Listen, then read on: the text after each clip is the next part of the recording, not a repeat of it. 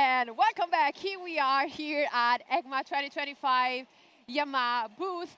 Wow, are you ready, guys, for the second part of the live today, of the live streaming today? We have 1 hour and a half of lunch break.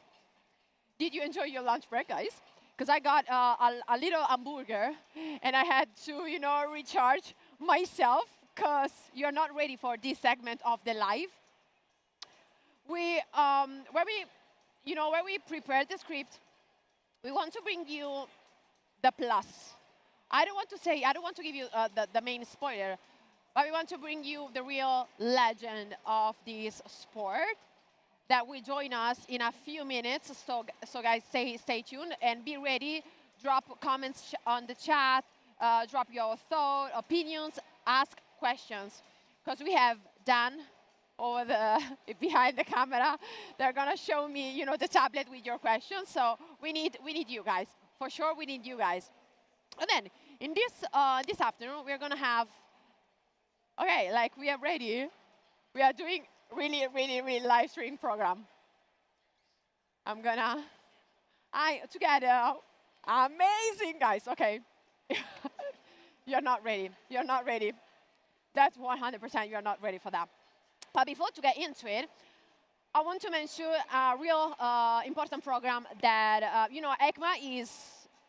The show is inside, but also there is an outside show there at the Moto Live. So I want to share with you this beautiful program that Yamaha built, which is called the Goal Full Power. So they set up in the outside area of EICMA like a few bikes, and they give the chance to the women to do little step for the beginners with a bike. So that's really cool. They use the 120/25, and they also have like an intermediate, like a medium program for the ones like me that has already the riding license, but you want to, keep some improvements on your skills with the bike. So that's really important. Also, to starting to bring, in this couple of years, something changes, but it's always amazing to see, a lot of girls that come closer to motorcycle, to motorsport as well. So that's really amazing. So if you are in EICMA, please guys check out the outside area at the Moto Live with the Yamaha test ride for the girls. Okay, I think we are ready. Eccoci di nuovo. Vediamo se funziona. Eccoci di nuovo. Welcome back, guys. We have prepared something very special for you. Abbiamo qualcosa di molto speciale con voi. We're gonna bring on stage the GOAT, the greatest of all time, il più grande di tutti i tempi. C'è solo un nome, molti di voi probabilmente hanno già capito, è la persona che sto per menzionare. Salirà con un ospite speciale, con un ospite che ama il brand Yamaha, e guida una Yamaha. Le chiederemo le sue sensazioni sulla moto. Facciamo tutto live, perché il bello di EICMA è proprio questo. We're gonna do a quick chat. Let's see if the guests are ready. Come closer to the stage, guys. Come closer. Avvicinatevi, perché siamo quasi pronti. Andiamo a vedere il più grande di sempre.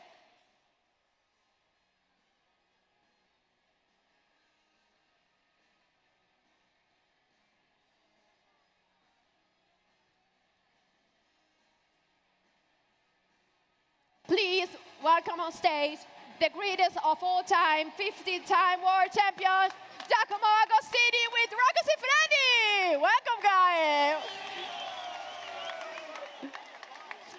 Wow, Giacomo. Rock, ciao a tutti. Allora, microfono for you. Giacomo, eccoci qua. Eccoci, sarà dura. Wow! Oh, Madonna, quanta gente abbiamo qui. Vediamo se funziona il microfono. Funziona il microfono Pronto? Giacomo? Si sente? Ok. Sì, Ti chiedo di metterti qua perché siamo anche live su YouTube. Dai nostri ragazzi su YouTube, guardate quante persone per voi. Mamma mia, quanta gente. Quanti motociclisti abbiamo, vero? Allora, cosa vi stavate raccontando dietro le quinte? Mi hanno detto che stavate parlando. Giacomo è un mito vero, una leggenda vera. e incontrarlo così per la prima volta è stata una grande emozione. Devo prima dire, volta? Prima volta, grande emozione. Io sono un grande fan suo, molto. Grazie, grazie. Adesso non so se lui è un fan mio, però, Certo. però, più le donne, però però abbiamo penso. la stessa passione. Ecco, è la passione quella per le due ruote. Ma le donne amano più te, questo mi fa gelosia, perché vorrei che le donne mi amassero di più. Ecco. Invece con te, anche perché è più alto, è più alto. Allora, Rocco, stai qui con noi, iniziamo subito con una domanda bella calda con Giacomo. Giacomo, tu hai scritto la storia del motorsport, sei il più grande di tutti i tempi, sei imbattuto ancora oggi. Ti chiedo, andiamo un po' indietro, legato a Yamaha, 1974, Daytona 200, una gara matta. Beh sì, il 74 è stato per me un anno fantastico perché l'anno prima ho lasciato l'MV Augusta e ho lasciato l'MV con tanto dispiacere perché era un po' la mia seconda famiglia. Però ho visto che la Yamaha stava crescendo, faceva dei motori molto più performanti e così ho deciso di cambiare. La mia prima gara è stata negli Stati Uniti, è stata a Daytona, dove per me era la prima volta negli Stati Uniti, la prima volta con un motore a due tempi, la prima volta con su una pista sopraelevata, quindi sapevo che sarebbe stato molto difficile anche perché ho incontrato tanti piloti americani, tanti campioni, da Kenny Roberts a Gene Romero a McElnea, insomma ne ho incontrati, però insomma mi ero preparato, ho dato il massimo, insomma, e ho vinto questa gara che veramente ce l'ho ancora nel cuore. Vi traduco, I'm going to translate for the international crowd. We talk about the important milestone that Giacomo and Yamaha reached together was the 1974, the Daytona 200. And Giacomo won this amazing race. It was the first time for him there. The race was tough. Was tough? Brava. Was tough. And tell us, dici Giacomo, fisicamente è stata difficilissima quella gara. È stata difficile perché io non ero abituato a bere, quindi prima della partenza ho bevuto poco o niente, ecco. È una giornata caldissima e a metà gara mi stavo fermando perché ero disidratato, andavo a cercare il sudore con la lingua e così. Poi ho pensato, ero in testa alla gara, ho pensato a tutta la gente che era venuta a vedermi dall'Europa, dall'Olanda, dal Belgio, dall'Italia, dalla Germania, dalla Spagna, e quindi ho detto cosa dirò a tutti questi che non ho avuto la forza di finire la gara, e lì ho avuto la forza, la testa mi ha dato ancora la forza di continuare e ho vinto questa gara che per me è stata fantastica. Wow, the problem was... Posso fare una domanda a certo, Giacomo? Certo, vai Rocco. Giacomo, ma il rapporto col motocross? Beh, il motocross io l'ho fatto all'inizio da quando ero piccolino facevo le gincane negli oratori, poi ho incominciato a fare qualche gara di regolarità, poi ho fatto un po' di motocross anche perché mi serviva come allenamento, e poi a 18 anni, quando con la firma dei genitori, perché prima non si poteva, ho iniziato le gare di velocità. Quindi come tanti bambini, solo che tu sei diventato qualcosa di incredibile. Sognavo di correre, ma veramente non pensavo di arrivare a vincere tanto come ho vinto, insomma è stata anche per me una sorpresa, però si vede che Dio mi ha dato questo dono di natura. Ragazzi, un applauso perché è una leggenda vera, una leggenda vera. 15 volte campione del mondo. Grazie, Giacomo. grazie. Rocco, posso chiederti qual è il tuo primo ricordo legato a Giacomo? Ma bambino, è surreale, sono 40 anni che faccio porno e vedevo lui che ero bambino, quindi è incredibile,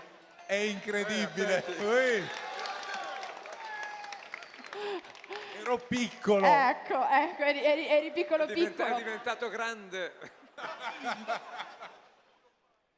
Giacomo, un altro momento straordinario per te, Yamaha, è stato un anno dopo. Senti, stai attento, stendi un po' in qua. No, è bravo Rocco, è bravo.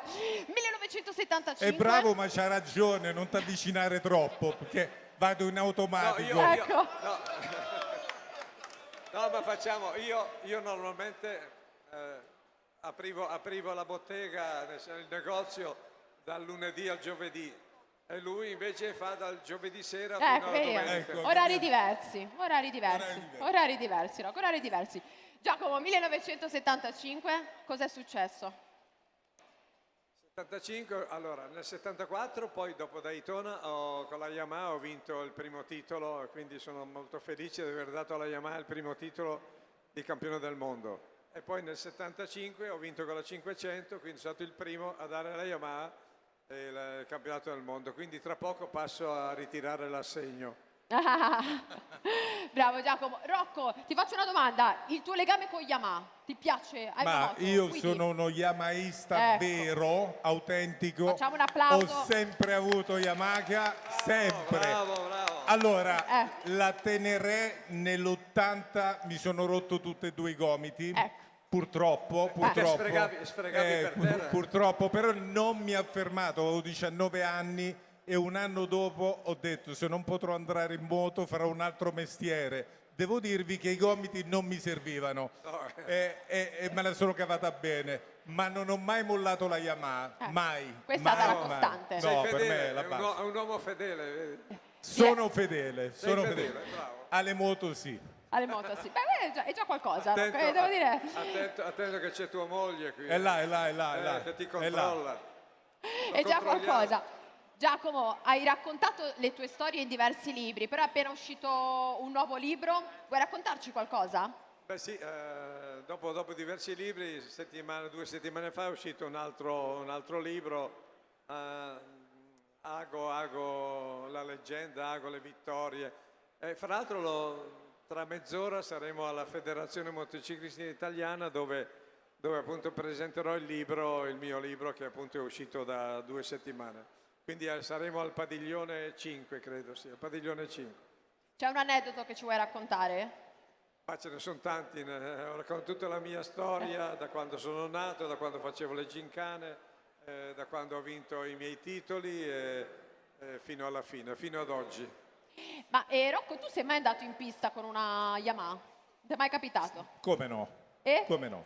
Com'è Devo andata? dire grande emozione. Allora, io non sono neanche all'altezza di essere nominato motociclista vero, perché sono un appassionato, un collezionista, poi diciamo che vado più forte in quello che so fare, però con le moto mi diverto ma non rischio. Cos'è che riesci a fare?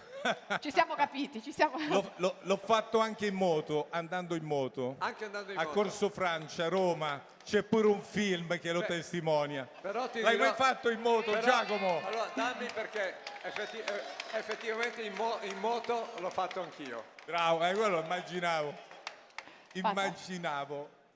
Fantastici. E mi parlavi del Ténéré. L'hai provato? È una moto che ti piace? Mi parlavi del Ténéré prima. Della moto. Il Ténéré è la moto secondo me giusta per me. Dai. Non voglio chiederti il l'amore, credimi, mi sono rotto tutte e due le braccia, però quella moto lì è magia pure. È la tua moto. Sì. Dalla, abbiamo qualche domanda dalla chat. Ho paura a chiedertelo. Dimmi. Ago, chiedono dalla chat di YouTube, ci stanno guardando anche in diretta, qual è il tuo ricordo più bello di una gara che hai fatto? Mazza, è difficile, eh? È difficile. Beh, io ho 3 bellissimi ricordi. Il primo è stato quando ero ancora piccolo, che ho vinto la mia prima gara con la moto Morini, una moto privata, che fra l'altro mi sono presentato a questa gara con il meccanico, che poi non era il meccanico ma era il panettiere del mio paese. E quando gli ho chiesto di cambiarmi la candela mi ha detto ma dov'è la candela? Quindi questo, però abbiamo vinto la gara. Poi naturalmente quando sono passato all'MV, che nel 66 ho vinto il campionato del mondo a Monza, quindi davanti al mio pubblico. E poi direi che c'è stato Daytona e il 75 che ho vinto appunto sia Daytona che il campionato del mondo con la Yamaha. Fantastico. Rocco, ti chiedo, è la tua prima volta a EICMA o vieni sempre? No, vengo spesso, non tutti gli anni, però quando posso vengo sempre. E ti piace? Vengo sempre. Dai, quando posso. Lo sapevo. Oh, bisogna stare attenti a tutto, giusto? Sì, bisogna stare attenti. Guarda quanta gente che mi è venuta a vedere, è fantastico, Guarda Giacomo, guarda quante persone. Oggi è impossibile camminare, vero? Guarda, facciamo un applauso. Grazie a tutti. Grazie. Li lasciamo? Siamo liberi? Li possiamo lasciare? Liberi. Grazie a tutti, buon divertimento. Adesso vi ricordo... Un applauso al mito vero. Grazie. Vi ricordo... Andiamo a firmare. Sì, esatto. Giacomo... Esatto, ve lo dico. Giacomo sarà disponibile proprio lì e firmerà gli autografi, quindi se volete incontrare e conoscere... Firmiamo 2 o 3, dai, 2 o 3. Va bene. Ciao ragazzi, Giacomo, Agostini e Roccosi Fredi! Grazie, ciao. Ciao. Giacomo, ti rubo il microfono. Ti prendo il microfono, eccoci qua.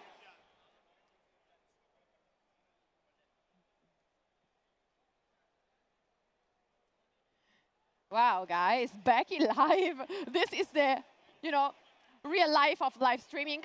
They say to me, okay, we are ready with Giacomo Agostini, and they said to me again, okay, we have also Roccosi Fredi, I can bring them, all of them to the stage. So, yeah, it was amazing. I need water, guys, after that. Wow, so many people. I don't know if you get the chance to see all the people right here, but wow, that's like a huge party.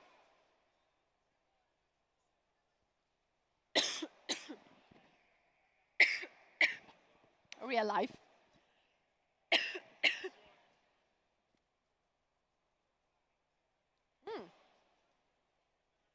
Wow.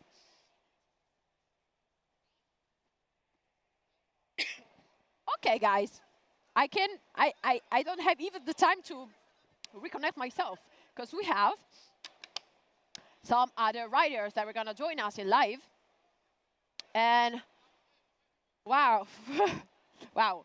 So, we are ready with our quiz. It's quiz time. I know. I love the game. I don't know about you. Please, guys, tell me something in the chat. Tell me if you are ready or not with the quiz. Because you have to guess the next few riders that we're going to join in us in live and also on the main stage here at the stand of Yamaha.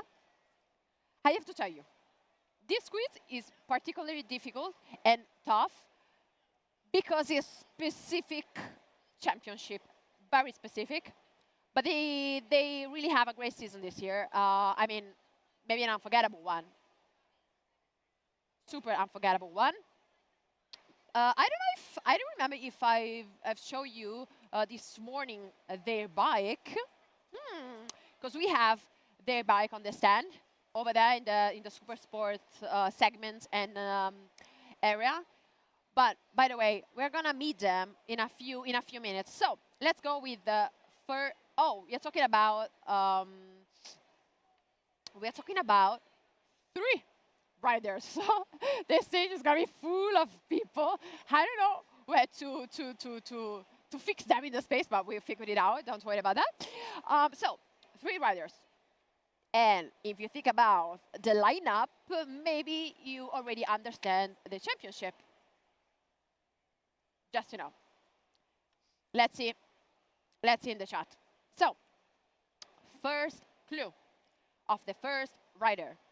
A rider who built his reputation in road racing, winning national titles in both 125cc and superbike categories. You probably would say, okay, this is too general. Let's dive into the details. I'm gonna go with the easiest one. Maybe it's better for you. Are you ready? Okay. A multiple-time German champion and FIM endurance. So guys, German and endurance. You have to guess. World Championship race winner. So I've talked about endurance race and he's German. Let's see in the chat. Do you know the person that I'm talking about? The rider, German, Endurance, 2025, German. Yes, yes it is. I'm not joking, it's German. Nope, nope, nope, nope, nope, nope, nope. No one is guessing. No, okay, maybe. Okay, we have this person, mysterious person over here. And then move on with the second rider that will join us in live. The clue number one, the hardest one, a rider who began his international career in Moto3, where his aggressive yet calculated style quickly catch the attention. So, he began his career in Moto3.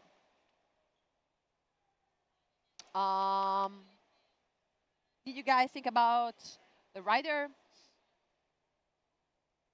This one is really tough, as I said before. Yeah, it's really tough.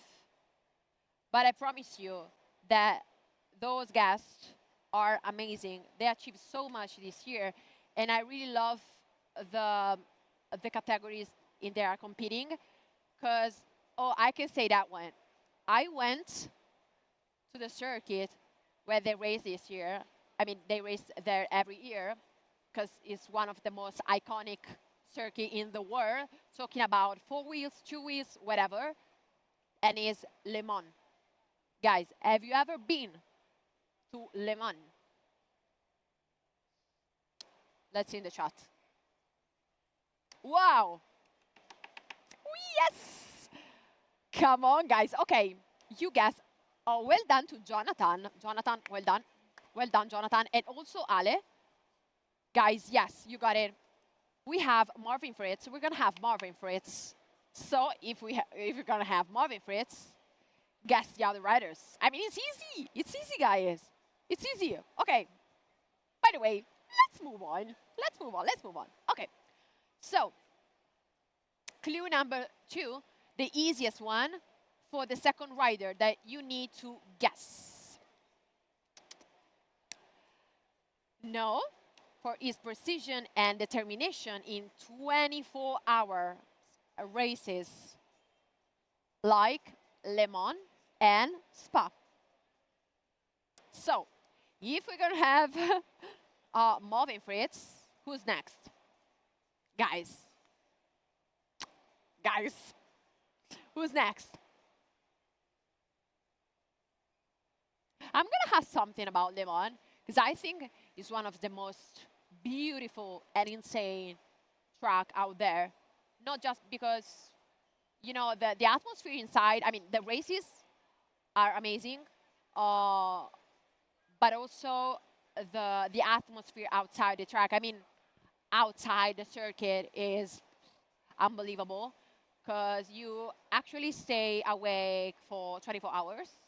So disco, party, races, so many people, so many fans, everything, you know, you enjoy every moment of that weekend. So it's just a special weekend.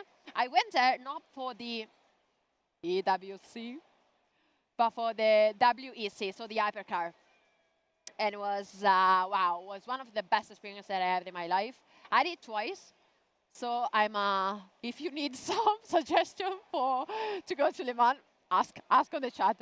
I'm gonna give you some advice, guys. So we're gonna have, yes, Marvin Fritz, first rider, super. The second rider is gonna be Karel, Hanika. And then, guys, the third one is obviously easy. But let's see with the clue number 1. The hardest one, you know, we always starting with the hardest one, and then we move on with the easiest one. Okay, the hardest one is, he started racing in his native Australia. Oh, we still have the person from Australia in the chat. Person from Australia, we want to hear from you. Yes, Jonathan, yes, Jason, O'Halloran. So we're gonna have the full lineup, guys, and it's gonna be an amazing interview, that one. Because one point that I almost love about the endurance race, both in car competition and also as well in motorcycle competition, is that you need to share your bike with the other guys. So if you usually race with your own bike, you just have to think about the setup, the balance, and everything, and you try to put the bike to your skin. You know what I mean? Like, it's just for you. But when you have to share it with the other guys, it's all about compromise things. It's all about meet the point with the other riders, find the balance for everyone, set up the right setup for everyone. So you need to be a little bit flexible. So it's not something that is really easy. And also a thing about the endurance race that I love so much is that, and it's not easy for them, because it's insane if you think about that. They stay on the bike, they ride, they have this race, and then they stop, and then they switch to the drivers, and then the riders before just try to go to sleep, kind of, because I think that with the adrenaline, you can't even sleep well. I mean, maybe, I don't know. We were gonna ask that to the guys. And also you have to jump back to the bike and then race. And also, because the scenario is changing. I mean, the track is always like that, but the scenario is changing because you started with the light, and then you have the sunset, and then you have the night, and then you have the sunrise, everything about that. And during the night, it's not easy, because you have to, full of lights of the other, also of the background, because there are so many lights out there, but also of the other bikes. So it's a little bit annoying usually for the riders. I mean, it's annoying for the drivers in hypercar. So I mean, I think it's gonna be the same also for the bikes. And it's something that is not, it's something different than what we usually see, what we are usually used to see on television. But I suggest to you, is a once in a life experience. So guys, if you have time, if you have the chance, please go to see an endurance race, because it's really, really, really amazing. With your friends, with your family, boyfriend, girlfriend, whatever, or by yourself, it's fine. But I suggest you to do that, because it's really amazing. I never been there, but I want to go to Suzuka. I never been there before. So let's see in the future. Maybe I got the chance. I don't know. Guys, I want to ask you, have you ever see an endurance race? First on TV, for sure, and also in real life, like attend to a race. Tell us these details. Drop your comments in the chat, guys. Can't wait to know more also about your stories, about your background, about your, your free time in the circuit and everything. So guys, have you ever attend a EWC race? Yeah, because between EWC, with the EWC and the WEC is a tongue twister.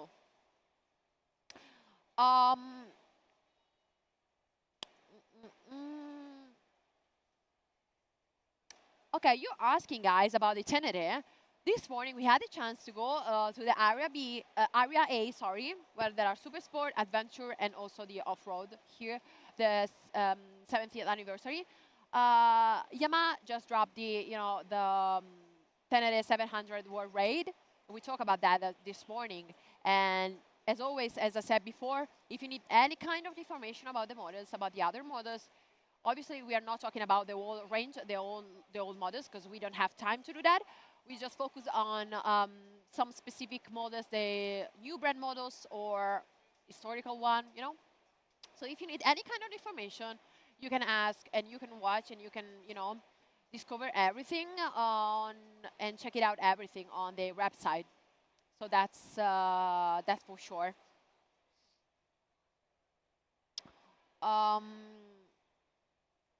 Yes, And also, yeah, if you guys are here in EICMA, please join us. We are waiting for you at the stand. We are at the pavilion 10th, if I'm not doing saying wrong. Oh, also something that I never said before in today live stream. This morning we talk about the off-road 70th anniversary lineup that is over here. But also, look at my outfit.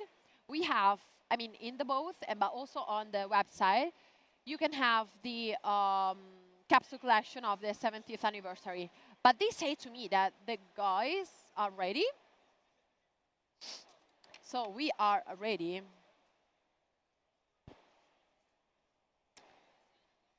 Let's move. Let's move.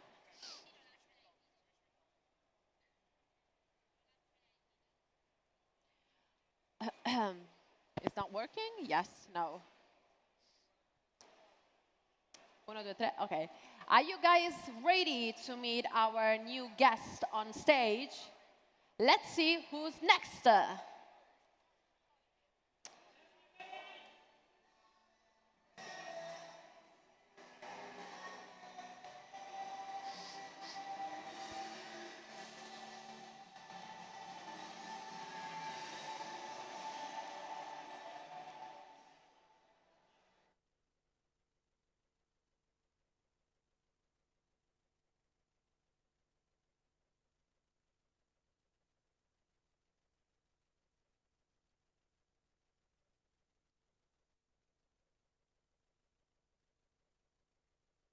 Here we are, the EWC champion in this 2025 season endurance competition. Please give a big applause to the guys.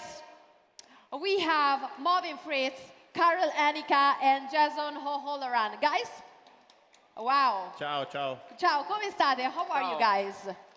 We have to switch the mic, so sorry. How are you? Everything is good? Yeah, everything is perfect, yes. Are you ready for this moment? Of course, ready, as much as racing. Are you ready for this moment on stage? Wow, the 2025 season was incredible, and the finale was thriller. Tell us a bit more about that moment. Who wants to speak? I don't know, I will say, but yeah, the season was amazing. The team prepared an amazing bike, and Yamaha gave us a great bike.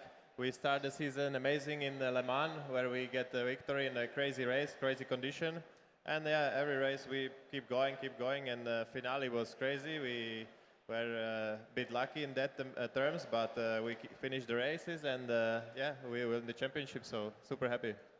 E giustamente i ragazzi hanno vinto il campionato Endurance, è stato davvero un finale straordinario, però sono riusciti a portare a casa il titolo di questo 2025, quindi sono stati davvero straordinari. Do you want to share some feelings about that moment? Yeah, it was like undescribable. I mean, like we finished Le Mans 24 hours, we win it for the first time. We finished the 24 hours of Pole d'Or in the second place and secured the World Championship. And this was the second championship in 3 years. Last year we've been second, so have been 3 amazing years. And we love our Yamaha R1. It shows it gives us everything we need to win races, to win championships. And now we are looking forward to ride next year with the number 1 on our bike. E giustamente ci raccontano che è stato un momento straordinario. In realtà sono stati degli anni meravigliosi perché sono arrivati degli altri titoli, quindi è stato davvero un coronamento di un momento meraviglioso della loro carriera. Jason, I want to ask you any thought about that moment. Do you have a special memory? To be honest, the whole season was special. You know, my first 24-hour race at Le Mans with the YART Yamaha team, with Karel and Marvin, to get the victory was incredible. You know, so many emotions over the 24 hours. To win was amazing, and then the most special moment for me was crossing the finish line at Pole d'Or. You know, I was lucky enough to ride the bike across the line. The feeling of winning the World Championship with my teammates and YART was incredible, and yeah, a moment that I'll remember for a long time. E beh, giustamente Jason dice, è stato un momento che ricorderò per tutta la mia vita, la mia prima 24 ore di Le Mans con Yamaha, con tutta questa line-up, e come li vedete nelle immagini lì nell'Edward, sono davvero momenti che si porteranno sempre nel cuore. Guys, tough questions. which is your favorite track? Jason. My favorite circuit is one from this season was Spa. You know, my first time at Spa this year, 7.5 kilometers long through the forest, up and down, super fast. Incredible, absolutely incredible circuit, and really loved racing there. Carol. For me, I must say Suzuka is the home track for Yamaha and for our team. So it's such an iconic and beautiful track with so difficult, so much grip, and a very tough race. So, but we enjoy riding there with R1. Is amazing. Your turn. Yeah, I mean, Le Mans. No. I like Le Mans because I had a lap record there this year in the qualifying. We won the race. But if I could choose, it would be also between Suzuka and Spa-Francorchamps because these tracks are insane. Of course, in Suzuka it's super hot. In 1 hour riding, we lose more than 3 kilograms. So it's super tough for the body. But if I could choose, would be between Suzuka and Spa. E loro hanno il piacere, la fortuna di correre in tracciati meravigliosi in giro per il mondo, Suzuka, Spa, Le Mans, eccetera. E gli ho chiesto qual è il vostro tracciato preferito. Allora, mi hanno detto un mix tra o Spa, giustamente Spa-Francorchamps per chi l'ha mai vista dal vivo, vi consiglio di andare a vedere Spa perché è un posto meraviglioso, ci sono su e giù, è davvero una pista che ti dà la pelle d'oca, ma anche Suzuka che è davvero dal punto di vista fisico per i piloti è molto difficile e quindi bisogna stare tanto concentrati. Because guys, I never attend to a EWC race before, but I went to Le Mans for the hypercar. So I went in Le Mans and I know the feeling to be Le Mans. I want to ask you about riding in Le Mans. How is the feeling? Yeah, it's an iconic racetrack, you know, and the event itself is full of people, like maybe less than cars, but pretty full. And mainly the condition, like Marvin said, on the opposite side, Le Mans is super cold. We race there in April, so during the nights it's around 2 degrees sometimes, rain, crazy condition, but yeah, when you win a race like this, you really feel that it matters what you're doing. So I'm super proud we achieved it this year. Jason, that was your first Le Mans with Yamaha. How was? Wow. Le Mans was incredible. You know, the emotions there, the feeling. It's like a big festival. There's so many spectators. They stay all throughout the night. And then this year, obviously, to win the race, stood on top of the podium, both sides of the grandstands absolutely packed with people. Amazing feeling, amazing emotions, and yeah, such a great event. E beh ragazzi, Le Mans è qualcosa di unico perché quando poi allora hanno avuto la fortuna di salire sul podio e quindi hanno visto questo fiume di gente, queste tribune pienissime, tantissimo. Le Mans poi è bellissima dentro, quindi per loro che la corrono, ma fuori c'è tantissimo anche da vedere. Marvin, I'm gonna ask you. This is a point that I want to talk about with you. During the race, endurance race, is it annoying for you, the switch between the lights and the darkness with all the lights of the other bike? Is it something that is annoying for you as a rider? I would say it's not annoying. If some bike is straight behind you, you can see the light a bit, but overall the light is like much less than when you ride with a car in the night. So luckily we have some lights around the track which helps us, but with the motorbike for sure the track is not so bright like with the car. So we don't see so much actually, but we are riding so much all the week in normal daytime. So in the night we are doing the same lap times, sometimes even faster because it's higher humidity, it's colder, so the bikes are a bit faster. So we're doing the same lap times in the night and yeah, we don't see perfect, but we ride so much, so we have it in us, you know. Ok, ho chiesto ai ragazzi perché dal mondo del WEC, quindi hypercar delle macchine, so che quando si corre di notte è un po' fastidioso perché tutti splashano con i fanali e quindi è davvero noioso come cosa. Allora ho chiesto a loro che sono in moto se vivono lo stesso fastidio. Lui mi ha detto di no, perché le luci non sono così potenti come quelle delle macchine e poi una volta che ci fai l'abitudine non te ne rendi neanche conto. A point that I want to discuss with you guys, when we talk about the endurance race, you have to share the same bike. Tell us about that process. Is it easy to find the right balance for everybody, the right setup, or? It's always a compromise, you know. There's 3 of us, we're all different sizes, we have different riding styles, so the one thing with endurance is trying to find a compromise so everyone can be fast. You know, I think this year we had a good compromise. We're all pretty comfortable on the bike with just the normal stuff, the seating position, the handlebars. We all adjusted our little things when we went out the pit lane to do our stint, but in general, I think we're all pretty happy with the bike. And the overall setting is, it's just as you work through the weekend, we all have our conversations with the engineers, and they tweak it a little bit each way, so we're all quite happy. So it works out quite well in the end. E giustamente ho chiesto, Karel, I'm gonna be with you, ho chiesto ai ragazzi quanto è difficile, perché noi siamo abituati nelle gare normali, diciamo che il pilota guida la sua moto ed è fatta così. Nelle gare endurance loro devono usare la stessa moto, quindi devono trovare il bilanciamento uguale per tutti, il setup che vada bene per tutti e devono essere veloci. Quindi ho chiesto, ma com'è questo processo? E Jason mi ha detto, è una fase... Si lavora in team, quindi si parla con gli ingegneri, non è facile quando magari uno è più alto e uno è più basso, perché ognuno ha le proprie esigenze, ma è una questione di compromessi. So it's all about compromise. Yeah, basically Jason said it all. Unlike sprint races where you have the bike for yourself, here you need to really understand what is good and what is bad for all of us. So sometimes maybe I prefer the bike a little bit harder, Jason softer, so we have to go in between, something like this. So it's like this, different riding style, but we work throughout the week to really everyone feel comfortable on the bike, and with this we go to the race. E Karel giustamente mi ha detto, vabbè, io preferisco le gare di velocità quando sei da solo, perché ti metti la moto, te la aggiusti, te la cuci su se stesso come vuoi. Quando si è in gruppo devi trovare un po' un compromesso, quindi si lavora di squadra e poi abbiamo tutto il weekend per cercare di capire in quale direzione andare. Marvin, what about the teamwork? It's really important. Yeah, I mean the teamwork is important.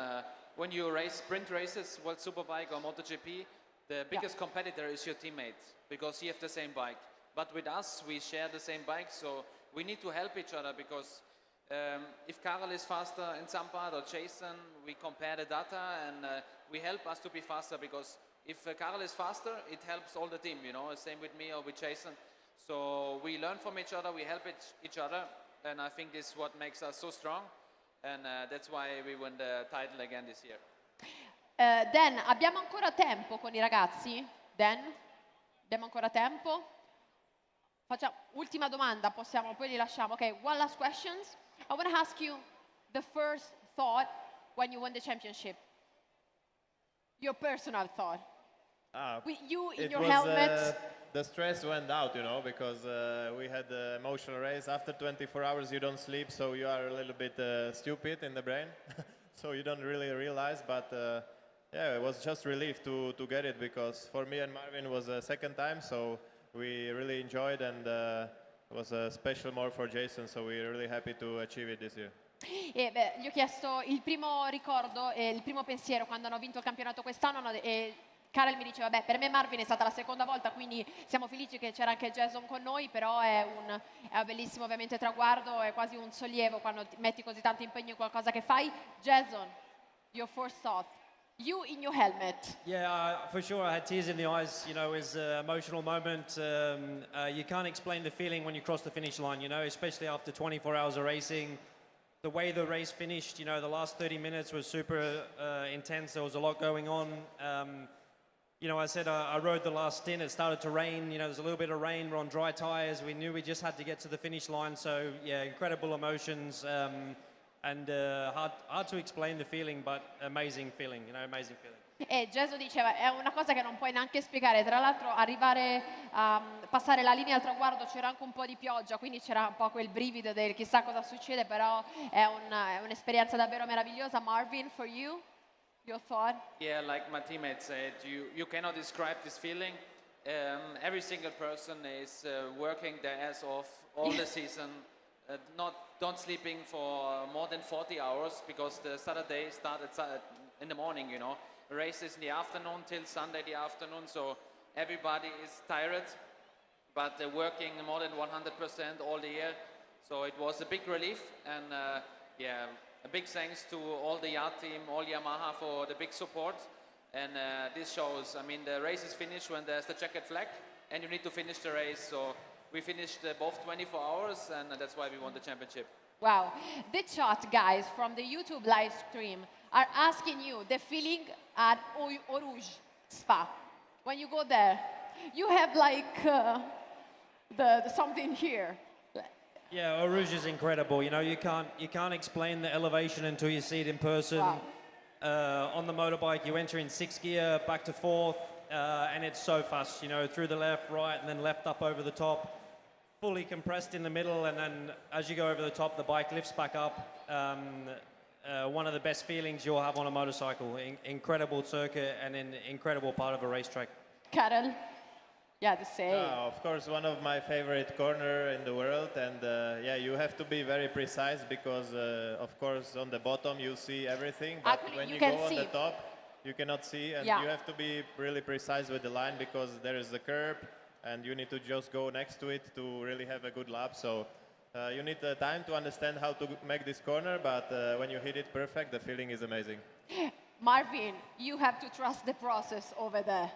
Yeah, I mean, you know this feeling when you go down the roller coaster in the valley, exactly this feeling you have when you are down and you're going up and you cannot see where you're going. So Yeah. I think if you do in a race, you do 200 laps, you do it maybe 3 times perfect. The rest is just like, not perfect, and next time I do it different, but it's very difficult. E ho chiesto ai ragazzi cosa provano quando fanno Eau Rouge a Spa. Se conoscete il tracciato sapete che è un sali e scendi, ma soprattutto non vedono. E giustamente loro hanno detto, innanzitutto magari fai 200 giri, di quei 200 ne fai bene 3. E poi ti devi fidare perché tu sali ma non vedi niente. E Jason diceva anche che sei così tanto compresso sulla moto che è davvero una sensazione stranissima. And I want to ask you guys, do you really can sleep when you switch? No. We don't sleep basically. No. Because the But you adrenaline Okay, is adrenaline. still running, and you still want to understand how is your teammate doing on the track. Yeah. So you cannot really rest. Just lie down, but that's all. So you try but you can't, or you don't even try?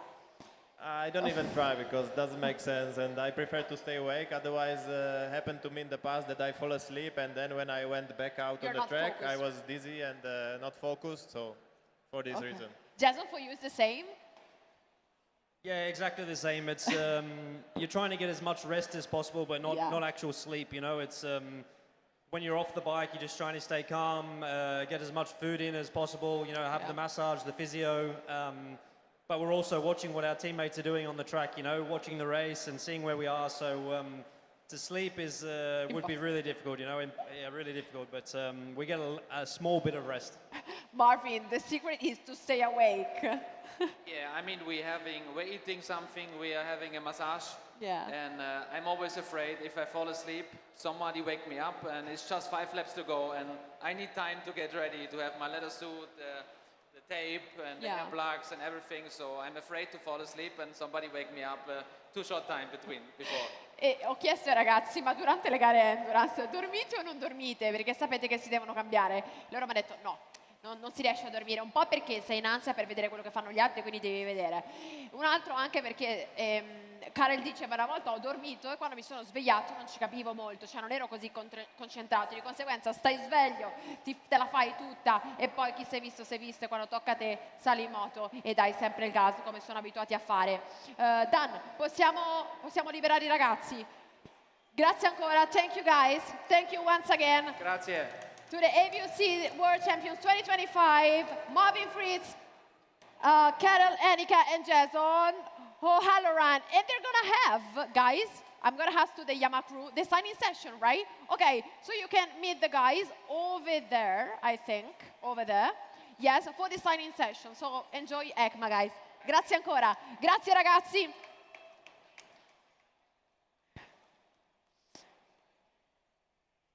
I'm gonna switch off the mic. Wow, I'm so excited. I mean, this moment, when we have the chance to meet the drivers, is something amazing, amazing. Such a, passionate guys. Wow. Super happy, molto felice. Sometimes I'm gonna put my Italian vibe. Okay, so now we have a little bit of time. And to recap something, also, first of all, guys, did you enjoy the chat with the EWC rider? I'm gonna drink a little bit of water. In the meantime, I'm gonna read you in the chat. Sorry, I'm gonna drink. Okay, here we are. Best of luck for 2026 season. Wow. Wow. Just amazing. In the meantime, that you're writing down your opinion about the chat with the guys, I want to also share with you guys, here at the stand, we have, as I said before, all the range of Yamaha. But over there, I know that the guys from the queue behind the camera are going to put some videos about that. We have the shop, the Yamaha shop, where you can find all the capsule collection. They have so many different, hoodie, t-shirt, trousers, everything. And it's such an amazing place to go there. You can buy immediately here, like at the stand, but also if you're not here in Milan at the EICMA 2025, guys, you also have the chance to shop everything on their website. So check it out. And also, yesterday, when I got the chance to look around the shop over there, I was astonished about the heritage wall. They built this kind of big wall inside the shop where they bring you through the path of Yamaha history. Talking about like the track. So it was a couple of pictures from Valentino Rossi and also the Dakar Rally and everything back in the days, back in the days, back in the era. So it was amazing also because, and they show how the apparel just, turn and change every year.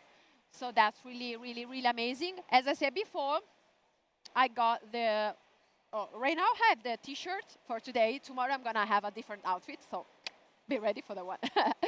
No, I'm just kidding, but no, that's for sure. I'm gonna wear something different from Yamaha shop collection. But today I have this beautiful capsule collection from the 70th anniversary.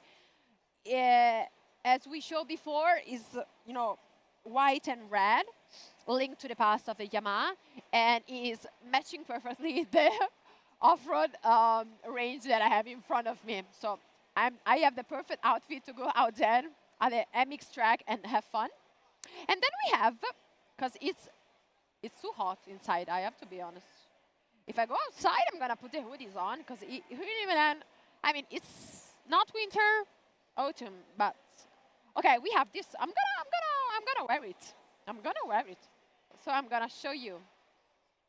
I'm gonna show you the hoodie. Also, this one for the 70th anniversary. Blip, blip, blip, blip, blip. Yes, you can find everything here at the shop, also on the Yamaha website. So it's up to you. It's up to you guys. Check it out, everything. I think also they have something for kids. So yeah, for sure, women, men's, kids, everything. They just have everything. I'm gonna take it off because it's really, really, really hot. Yeah, too many people. Woo! It's like a party vibe. Woo, woo, woo. Okay, let's go. Let's focus once again. Okay, so guys, I want to hear from you. So you are the main character. As I said this morning, I want to hear from you because I want to know which is your first memory linked to Yamaha. So please, guys, drop in the chat your memories, funny story.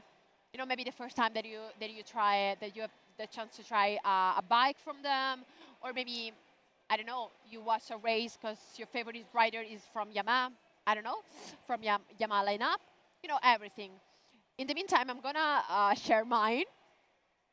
So please, guys, in the chat, share your personal memory, the things that you want to share for sure. So feel free. The thing is that my first long time ago, very long time ago. No, it's not too long time ago because I'm 27. But I mean, yes, I was like 4 years old, 5 years old. So I was a kid, almost a kid. And I remember that I'm gonna share this personal story. When I was young, me and my brother, and my mom, were used to go to the camping with our camper, and my mom stayed with us, and then my dad, in the meantime, were all around the world traveling and etc. And I remember that every time that he came in the camping just to stay with us, like for example, this is during the summer vacation, like for example, I don't know, 1 week, 2 weeks, or whatever. I remember that he was, moving around there in this place which is called Marina di Massa, which is in Italy. It's a beautiful place in Italy. And summer location, perfect. I give you advice. My dad used to ride the T-Max.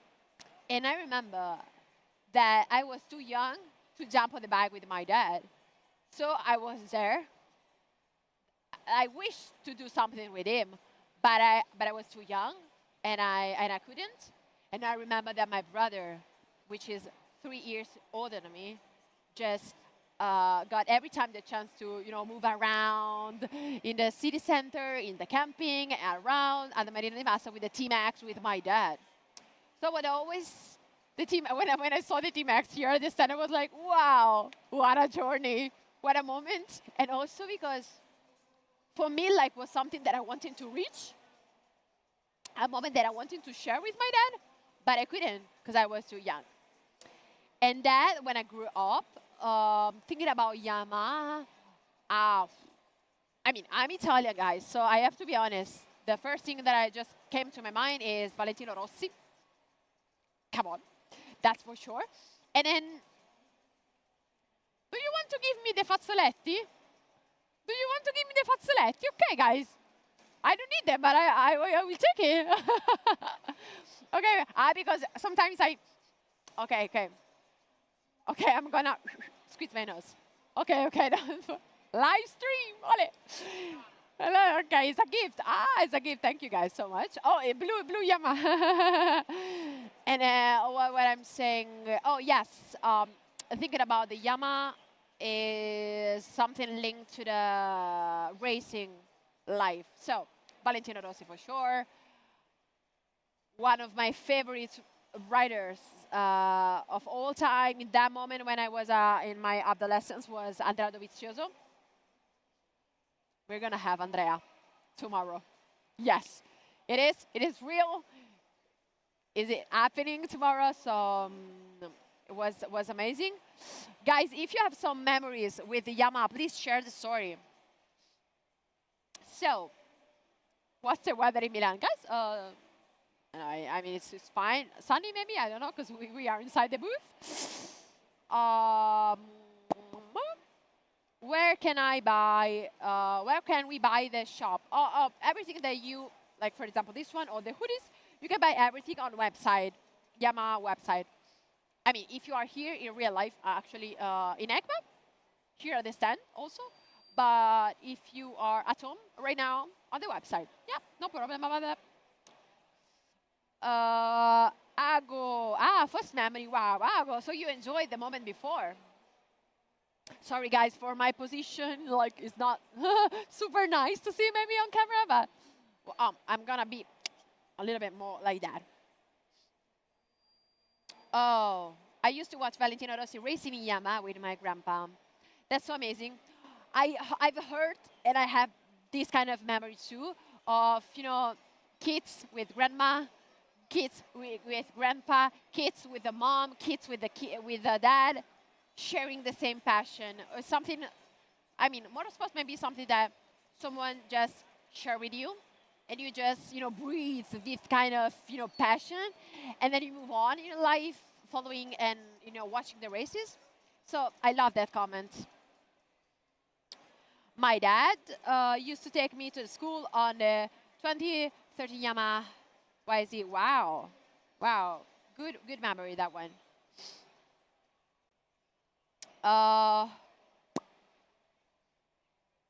Wow. DT 175. Oh, my uncle had a Yamaha too, but I can't remember which bike.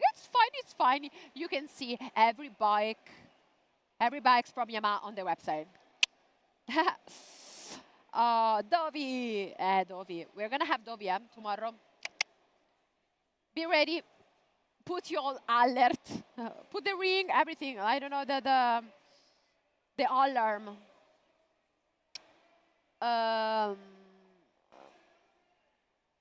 I was young, riding my Yamaha scooter to go play football with friends. Wow, Samuele. Beautiful, that one. Beautiful. Yeah, in the end, when I think about Yamaha bikes, you know, it's not just a bike. It's like a partner in crime. You know what I mean? Like, it's like a, no, I don't want to say like big sister or big brother, but it's something that it's not just bring you to point A to point B. You know what I mean? It's more about, you know, sharing moment with something. Yeah, it's something more about that. I don't even know how to explain that kind of feelings, but I think you got it. So it was really, you know, it was really amazing. Really, really, really amazing.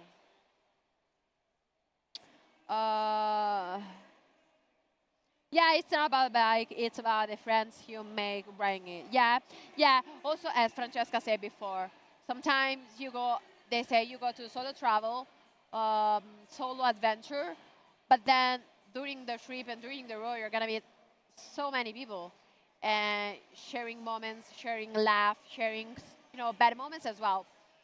It's such a, you know, such a part of the story. So that's the most important thing. Yes, my uncle used to love his Yamaha like it was a son. I know that one. I know the feeling. I know the feeling. Because sometimes also, oh guys, let me know that point. Do you guys give a name to your bike? Come on, be honest. Be honest. Because a lot of rider does it. They put a name on the bike, they call it in a specific way, I don't know, but it's something that is actually happened. So yeah, it make me laugh, but it's real. It's really real. Okay, now it's time to squeeze my nose. Share your memories with Yamaha. Also the race parts.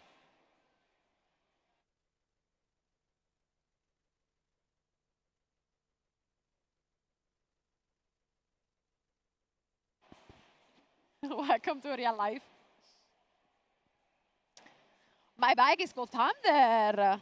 Ciao, Thunder. Ciao, Thunder. Okay, so now we talk about with the off-road 70th anniversary over there. We talk about the 7th anniversary with the April close. So the special collection that they dropped. But now I want to focus about, you know, the story of Yamaha. So everything started 70 years ago, a long time ago. And it's not a milestone. I mean, it's a milestone. Yes, it's a milestone. I mean, 70 years of innovation, technologies, passion, effort, teamwork, in the final results of those beautiful bikes. So, wow, huge, huge, huge part of the story. And I think that I want to share, because I don't know if you already know that point about Yamaha. They are a Kendo creating company. Kendo is, first of all, guys, I'm gonna say sorry to all the Japanese fans out there for my pronunciation, because I'm so bad. So I say sorry before. I say sorry before. Kendo, we talk about Kendo creating company. Kendo is a Japanese word that it means the mix of feelings of excitement and deep satisfaction when you're doing something that you love. It could be an experience, it could be an adventure, you know what I mean? But it's a mix of feelings. So deep satisfaction and also in the same time excitement as well. And the the purpose of Yamaha since the beginning, so since the 1955, is to give this kind of candle feelings to all the riders and to all the people through their models. You know what I mean? So that's really a brilliant DNA, brilliant soul that we want to share about Yamaha history. And they have 5 values that I want to share with you guys. And I'm going to say the Japanese word first, and then we switch to English. So, as well, as I said before, sorry for my pronunciation in Japanese. So, the first value is Hatsu. I don't know if Hatsu is right. We can share. No, it's not sharing. No, not too much. So I'm gonna keep talking. Right. Okay. The first value is Hatsu, which is innovation. So the important to keep updated, be on top, be there, working behind the scenes, try to put something new every time, new technologies, new innovation. Stay updated with the time that it's changing every year and everything. So, Atsu. And then we have Etsu, which is excitement. So the feeling about the candle feeling, you know what I mean? So excitement, not just when you ride the bike, but also excitement when you work for create that kind of bike. Excitement, share the same passion. Excitement when you're sharing the same journey. You know what I mean? So, Etsu, excitement. And then we have me, which is emotion. I mean, today we have seen with all our riders and ambassadors that just come with us live on the stage here at EICMA 2025, the emotion, I mean, our life is driven by emotion. So you need to listen what you feel, you need to stay close to that feelings, you need to listen to yourself and be driven by that. You know what I mean? It's something, I know, a little bit romantic, but I'm a sensitive person, so I love that kind of mindset. You know what I mean? So you always have to work with excitement and passion. Without passion, without emotion, you can go everywhere. You can go anywhere. So, Katsu, the other one is ties. So, ties. That's really important. You need to you need to stay true to who you are, to your soul, to this bite that we're gonna share in a few minutes, to the first step that you have done in your life. You know what I mean? And then move on that, and then create relationship with the other person around you, which means in a teamwork, or which means in a friends with your journey. You know what I mean? So, ties. And then we have Shin, which is confidence, which is trust, which also means like trust the process. It also means like, as Francesca D'Alonso said today to us, like sometimes even if you think that you are not able to do something, you need to trust yourself and have this kind of confidence, or fake it a little bit. You know what I mean? But you have to step forward, just get out your comfort zone and move on. So I love those kind of values mixed together. Is a kind of feeling and not just candle. You know what I mean? So I really love when we prepare this script for your life, for this live, when we prepare the program for these 2 days of endurance live all together. And when I read this moment about the 70th anniversary, about the historical part of Yamaha, I loved it so much because I feel really close to this, to this vibe, to this, feel rouge. You know what I mean? So please, guys, what do you think about that? Did you also like this kind of way of thinking, this kind of mindset? Let us know in the chat. I'm going to read your comments. I'm going to read your thought, opinions, and everything. Wow. I didn't know Yamaha had such a philosophy. Thank you. Yeah. This, not, guys, I don't want to say their goal, but for sure they want to give you something, not just a bike, not just, an object itself, but something more that is inside the bike. You know what I mean? Like, it's something that you actually can see, but you can live it through the bike. And also, that behind that models, there is everything like that. So it's really, really, really amazing. Yeah, and the same vibe, as I said before, I felt the same things in the shop with the World Heritage, which is really, time flies, the story change during the year, but the soul always stays like that. The personality always stays like that. The values always stay like that. Even if we talk about the super sports, even if you talk about the endurance championship, you talk about the MX motocross or the Dakar rally, everything. This is Yamaha. So it's important also to share this type of, philosophy and also commitment. I don't want to say, but it's something like that. And then, guys, I think we can go down with the super. Yeah, close to me, really, really close to me. They decided to, celebrate this 70th anniversary. Yamaha decided to put on stage here at the EICMA this beautiful bike. This was actually the first production motorcycle for Yamaha. And just take the first look, guys, is very different for what we saw today. Very, very different. I mean, the body is simple, super simple. So think about that moment back in the days, back in 1955, 70 years ago. Wow, such a throwback in the past.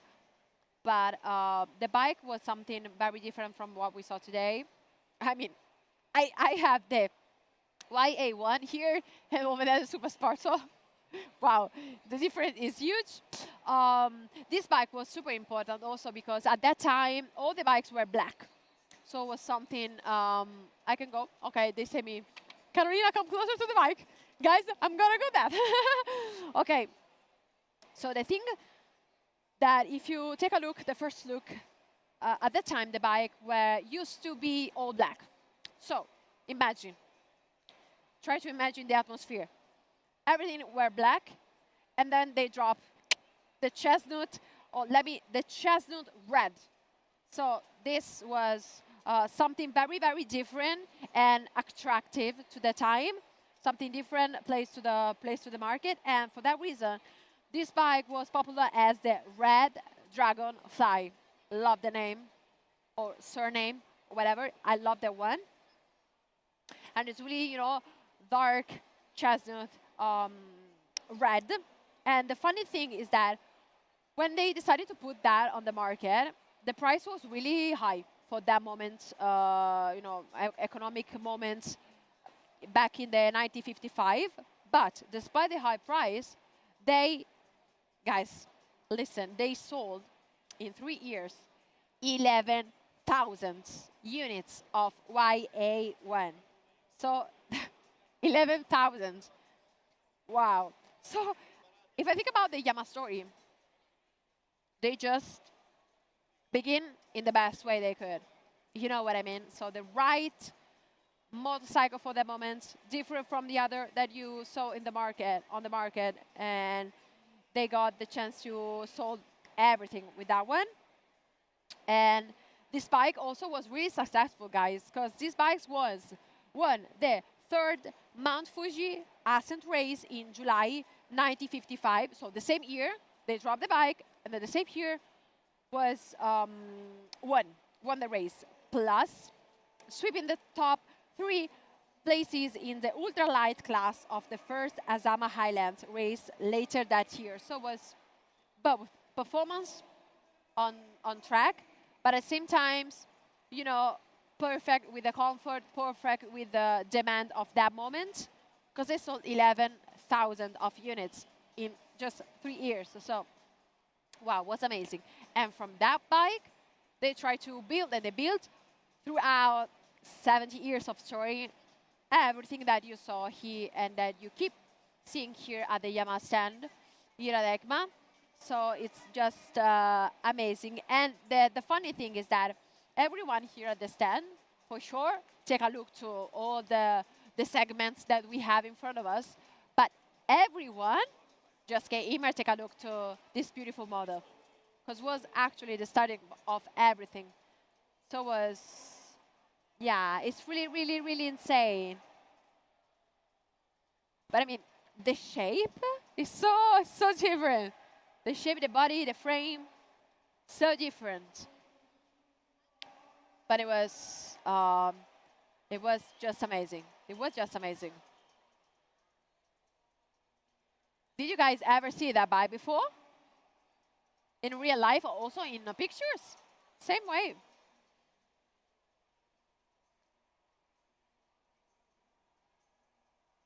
Yeah, how many? 11,000. Yes, it is. Yes, it is.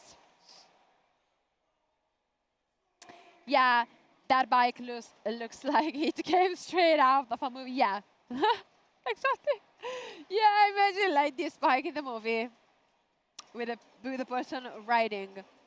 It's just amazing. Also the color, the combined color is amazing. The graphic is amazing. I love that color.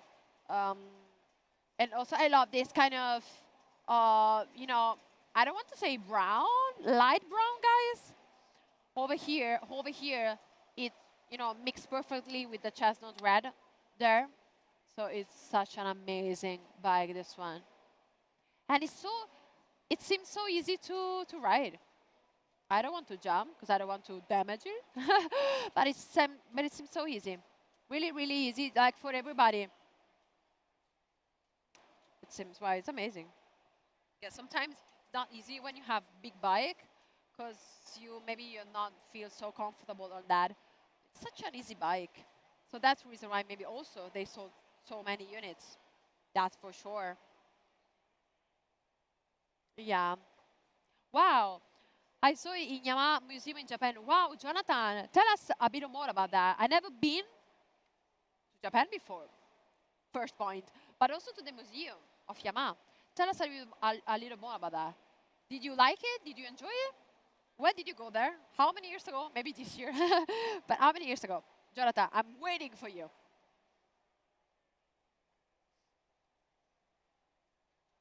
Yeah, the red is very nice. Yes, it is. Because it's not the bright red that we kind of have in the off-road 70th anniversary lineup. Well, this kind of vibrant red, but it's a chestnut one. I love it. It gives me the autumn vibes. I love it.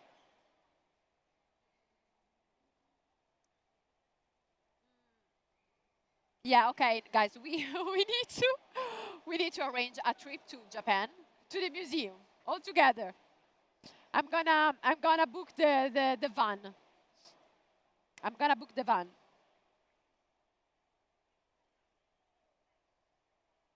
I'm gonna next trip with the solo bike. Next trip with the solo bike to the museum of Yamaha. Done it. Come on, guys, we have to do that. We have to do that. We really have to do that.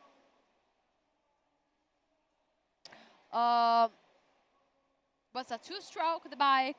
I'm looking if I can give you more details about the bike as well. Single cylinder. Oh, the weight is 94 kilogram.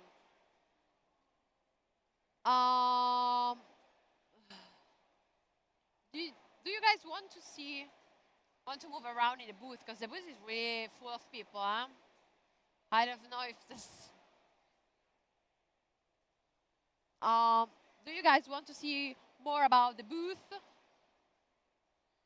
More about the... I don't know. Let us know in the comments. Let us know in the comments. In how many minutes we're going to have the next guests? Yes.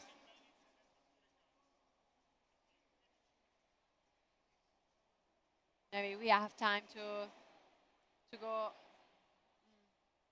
We can have. Oh, we can, guys, show to the people from YouTube the 3 bikes over there. Manzi and the EWC one. Do we have like a camera?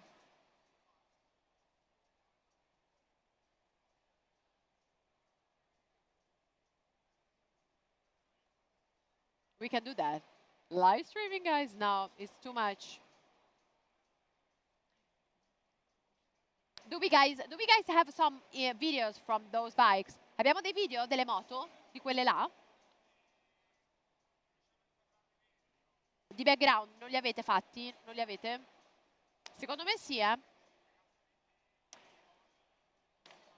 Because I want to show you guys actually the bike that won the HWC Endurance Championship this year. The bike of Karel, Marvin, and Jason. Let's see if we can do that, because it's live. We didn't decide it before. No, okay. Okay, no. No, it's not a one. Okay.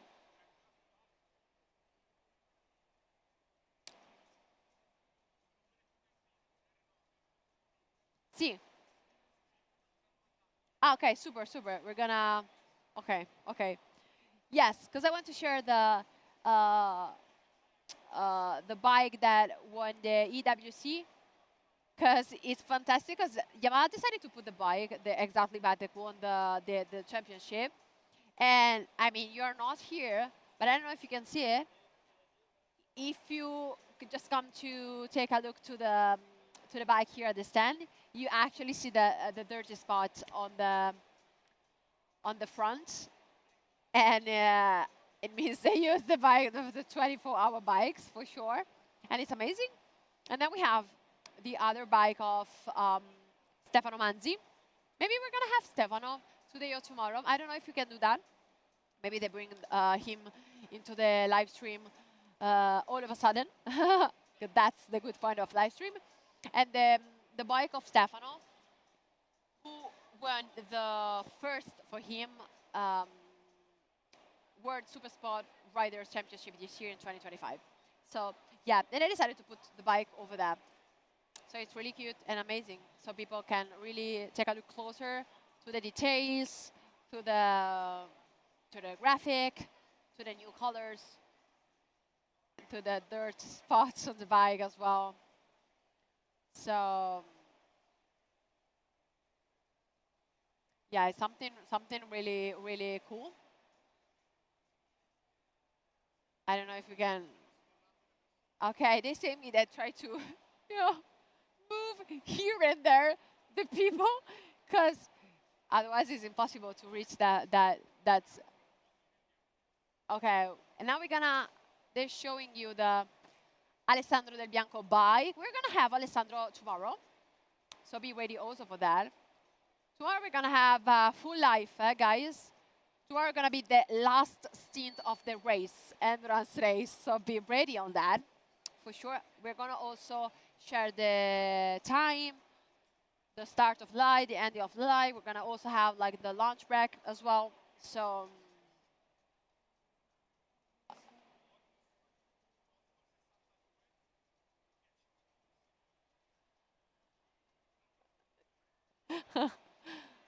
The crew behind the camera started to.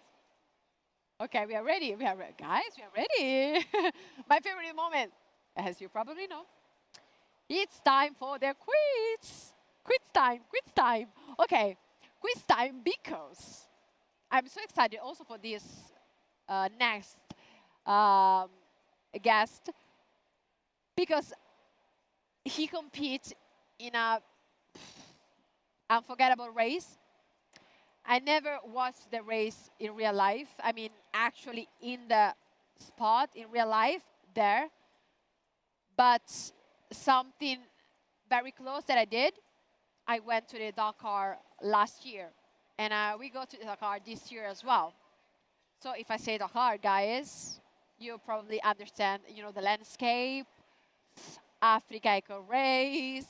So there's not like simple races. There's adventure and adventure for yourself, you know, inside you. I don't know if is it, you know, if you can understand about that, but it's something that, I mean, it's important to win, but it's important to, for sure, cross the finish line. And also, it's a trip between you and yourself. That's it. When you are in the desert by yourself, you just face with, you know, your limits, your background, everything. Just whoop, came up, and then you have to face that and move on. That's the beautiful things about Africa Eco Race, Dakar. Wow, amazing. So we're gonna start with the quiz. Guys, drop in the chat your comments, your thought. Try to guess the next rider that we're gonna have on stage. So the first clue, as you know already, you know the rules better than me. Come on. The first clue is the hardest one. This one is. You're such a bad guy.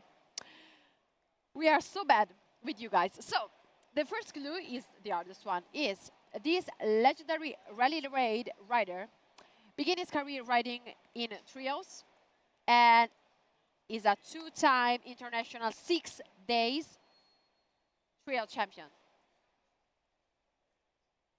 Ta-na-na-na. Ta-na-na-na. No. You don't guess this one. It's too hard. Maybe it's too hard. Let's see in the chat. I'm gonna straight to the medium clue.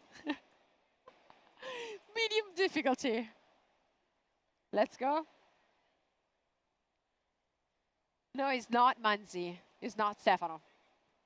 Okay, guys. Okay, let's go with a medium one. And I'm gonna say something that is, you know, turning point. Turning point. This Italian rider, who is known for its never give up attitude. I already love him. I have never give up tattoo. That's funny. Okay, move on. Has completed the Dakar on multiple occasions, the big Dakar, with a best place overall finish 8. Come on, guys, 8 at the Dakar is something important, huh? It's really, really, really important. So, he's an Italian rider. He did a couple of Dakars. The best overall finish placement was 8. Try to guess. They say to me that we're gonna hand the quiz after, because now, sorry guys, I have to beep beep my nose. We're gonna have an inner person of the Yamaha brand that we're gonna share with us some, you know, overview about EICMA, some innovation things about the models, you know, everything. So it's gonna be really, really interesting, and I'm gonna change the setup.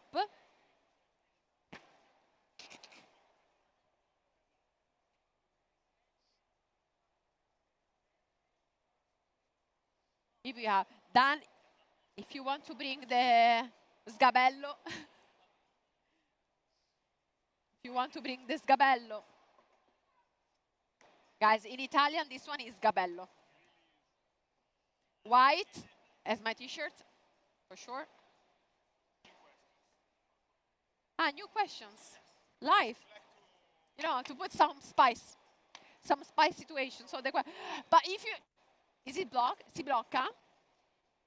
Remove the codes, otherwise it's a nightmare. Bling, bling, bling. It's a nightmare. I'm gonna change the setup.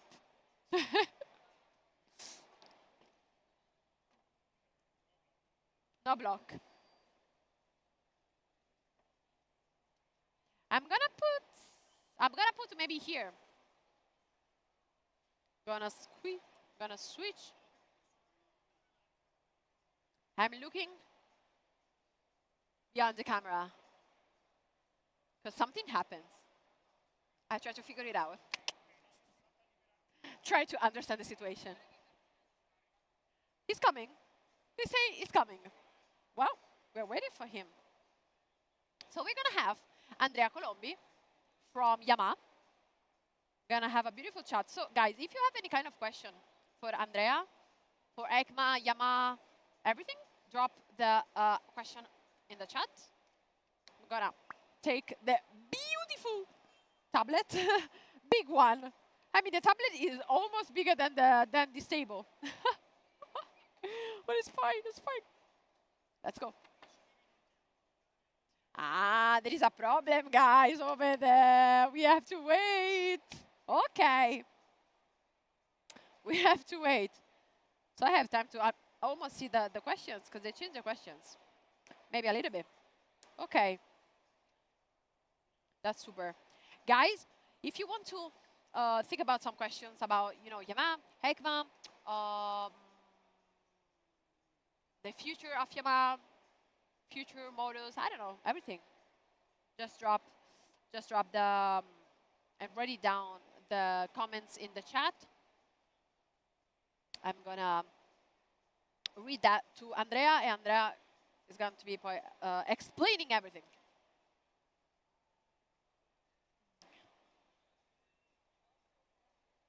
By the way, back to the quiz. In the meantime, no, guys, no one of you got the right name.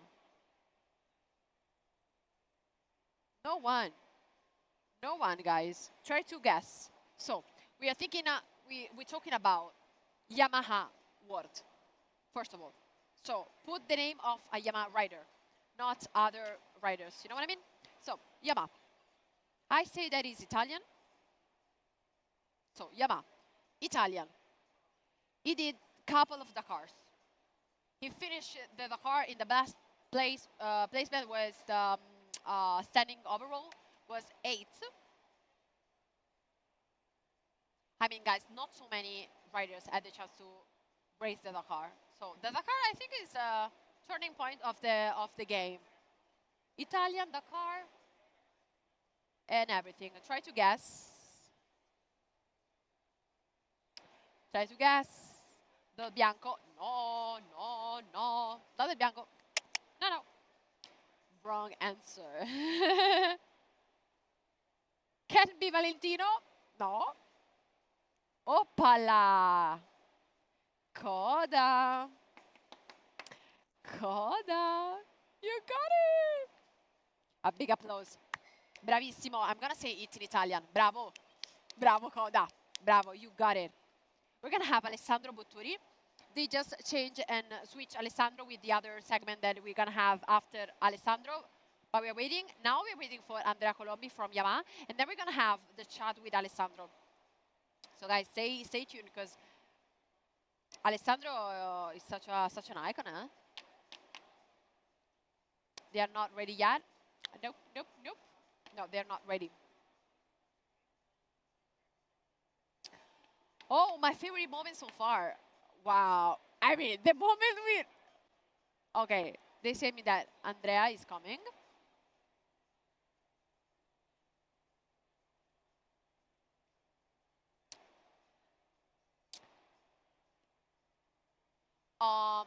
Just a question for the guys. Dan?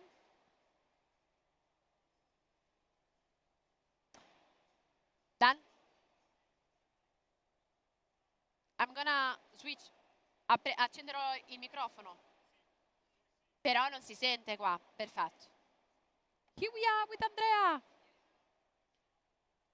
Please, guys, welcome on stage, Andrea. Ciao, Andrea. Tutto bene? Tu come stai? Sì, allora, è un po'... Yeah, it's tricky space. The camera is over there. Hello. Oh, we have to open the mic. Hello. 1, 2, 3. Okay. I think they can hear us. Yes. I have your question. We change because I have these kind of beautiful things, but now we have the smartphone. Wow. How it's been in EICMA again? And how is the feeling here? Wow, amazing. So, good afternoon, everybody. And it's always a super pleasure to be here. And in particular, today is a Thursday when all Still the public... long way to go. long way to go, but at least it's the first day for the public. Yeah. So it's super crowded, and it's always very nice to see how many people is working in the booth and really enjoying the new products. And I mean, at the end, it's more than just let me say a motor show. It's it's a real it's a Luna Park, or it's you can really enjoy whatever you want. Then. And which kind of vibes and energy do you want to share with the? I really like the fact here. that beside, let me say, an global environment which are uncertain and so on, our industry and this passion is still there, and then it's still growing, and so means that what is passion is hopefully don't have so much crisis, and this is is showing this one. I'm happy that now all the lineup is full and complete, so our customer can really enjoy the whole lineup, whatever they prefer. They can find their mobility solution or the solution for their passion in our lineup. So at the end, what I really wish to everybody is that everybody can really, each of them can really find their way to enjoy the life, the environment, the city, riding a Yamaha. So the perfect solution. Yeah, the perfect solution. This is, I think, a very nice way to enjoy the environment, but in particular, I really would like to invite everybody that has some curiosity about off-road to test some easy off-road, because I think that the riding experience completely changes. Yeah, I started to do a little bit of off-road enduro. For me, it's tough, It's tough, but step by step, But yeah, the most important thing is just to try. Sometimes we don't want to try because you are fear of something, or you say, okay, I'm not ready, or I'm not capable of something. But you just have to try, go there, and do things. That's the thing. Exactly. So at the end, it's about, as you were saying, doing step by step. You can start easily, then stepping up. The real point is not rushing, because otherwise it's not really an emotion, but it's a big stress. So the motorcycle should be anyway an emotion, and then everything should be step by step. We have many experience that we propose to our customer. I really think that one of our goal is not just about selling product, but it's about giving the something more. Yeah, exactly. Means like giving customer the chance to enjoy it and prepare something for them to do it. Even if you don't have your buddy or your friends or whatever, a group, then you can do it. This is what I really like to build as a Yamaha, at least in Italy. Yeah, but we said you have to, build everything step by step. I think about the motto, Rome wasn't built in a day. So you need to take time. You need your time, because everybody has own time, and everybody has our own needs and wants. So just little step by step, and then you figure it out. When I think about Andrea Yamaha, I think about not just a brand, but a community. How is it evolving throughout the years about you and your customers? Yeah, it is really connected to what I was saying. Yeah. It's like we are many segment where we have many passionate customer on that segment, where our brand is let me say, the very strong umbrella, empowering the segment, and then everybody can really let's say, find this passion. Then for us, it's about trying to connect people, the events, and trying to be connected with customer to me is one of the most challenging, but also exciting thing, because then it's like EICMA, no? When you see people here crowding the boat, then you're really having back the job, the effort during the year, and but you see smiles, kids, and everybody. So this is cool. Yeah. Before we share with the guys on the YouTube channel your values as Yamaha, like the Kendo creating company, the passion, the innovation, and everything like that. And I really appreciate that, because I think that also the riders that just jump on stage with us today, they share their feelings, and also without passion, without the emotion, you don't really go anywhere. You know what I mean? So that's really, that's really important. Yeah, I think that passion is what every day drives us, and we have to recharge sometimes. It's the gasoline, yes, you know what exactly. I mean? Like it's the gasoline, so the passion that it is the basic. When maybe you have some stressful time and so on, you go back to your passion, go back to the basic, let me say, what is moving you, and this one is really recharging. So at the end, when we say Kendo creating company or Revs Your Art, is exactly what we are doing. It's challenging to make everybody, revving the art of everybody, because every art revs differently. Yeah. So this is very, very, very challenging, but also finding the way to do so is so motivating, no? So this is exactly what we are trying to do every day, which I would say is product, is experience, is this word, which is fantastic, and I think we have to try to make people feeling it. Yeah, I also think that nowadays, Andrea, it's really hard to both look into the future, so innovation in one side, and on the other hand, you need to stay true to who you are. You know what I mean? Like your DNA. So almost thinking about the 70th anniversary and everything like that. So it's almost, this one is a challenge. And thinking about the challenge, I want to ask you about I know that Yamaha is doing a lot for the promoting, to bring a couple of women to starting to keep growing the women community closer to the motorcycle world. And it's something that really, take my heart, because I got my riding license 2 years ago. So it was something really new, really fresh. And as I said before, I know that outside you guys have the test ride for the beginners and everything. And wow, I want to thank you for everything that you're doing. Did you enjoy in the last 2 years? Yeah, a lot. But I know that it's not easy. Because I'm 27, I'm young, but I know I didn't got my riding license at my 17 or 18 years old. You know what I mean? So the feeling is that you grow and you say, oh, maybe I'm too old. Maybe I have to do it before. You know what I mean? Or I don't have friends to share this passion. So am I doing right? Or you feel a little bit out of your comfort zone and everything like that. So if you are promoting, process step by step to say, okay, take your time. We give you, the bike. You can test it with your time. We have people here that are gonna help you.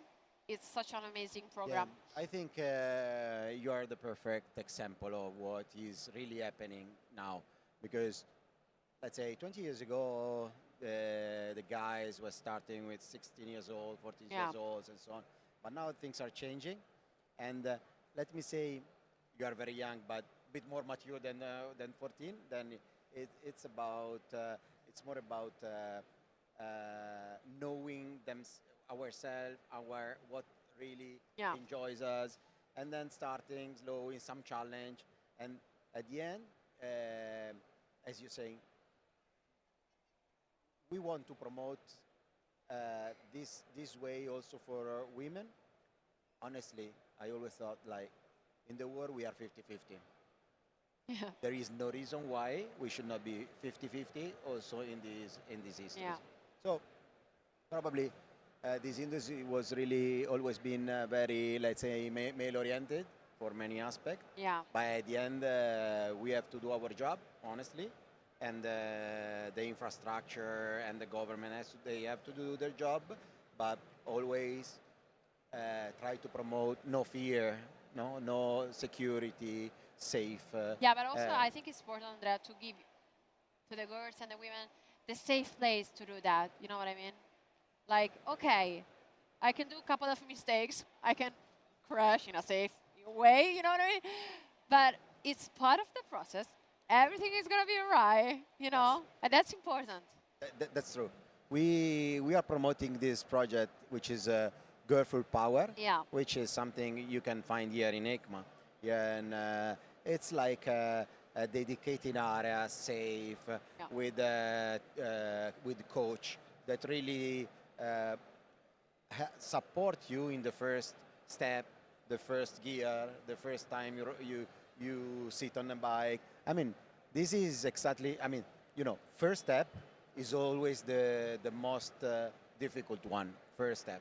So we have to find a way to promote this first step. And I think that this Girlful Power really wants to promote this first step and join together, knowing that there are other people, other women, other even male, because we call it Girlful Power, but it's really, we would like it to be as more inclusive as possible.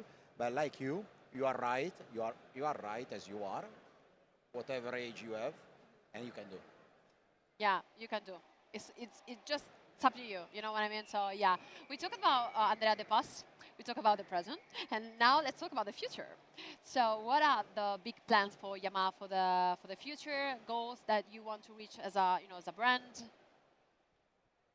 But at the end, it's always about an evolution. It's very few times about a real revolution, because when you have to do a revolution, it's because the things are not really going so well.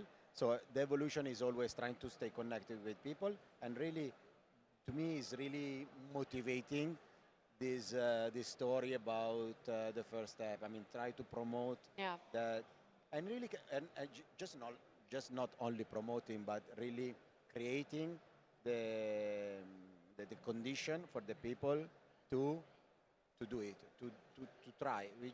Where when you say safe environment, it's exactly what we have, and I think we have the strong responsibility on it.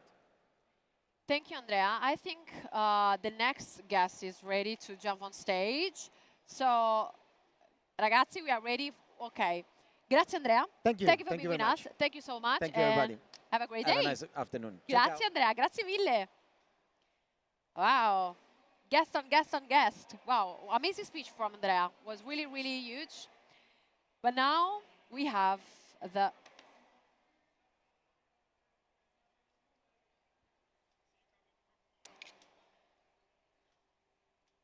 Here we are. Lo vedo, lo vedo.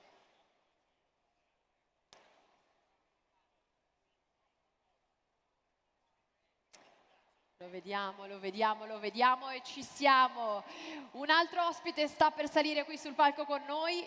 Lui ha avuto diverse grandi occasioni nella vita, continua ad averne, ha visto tantissimi deserti nel mondo. Facciamo un bel applauso. Alessandro Botturi!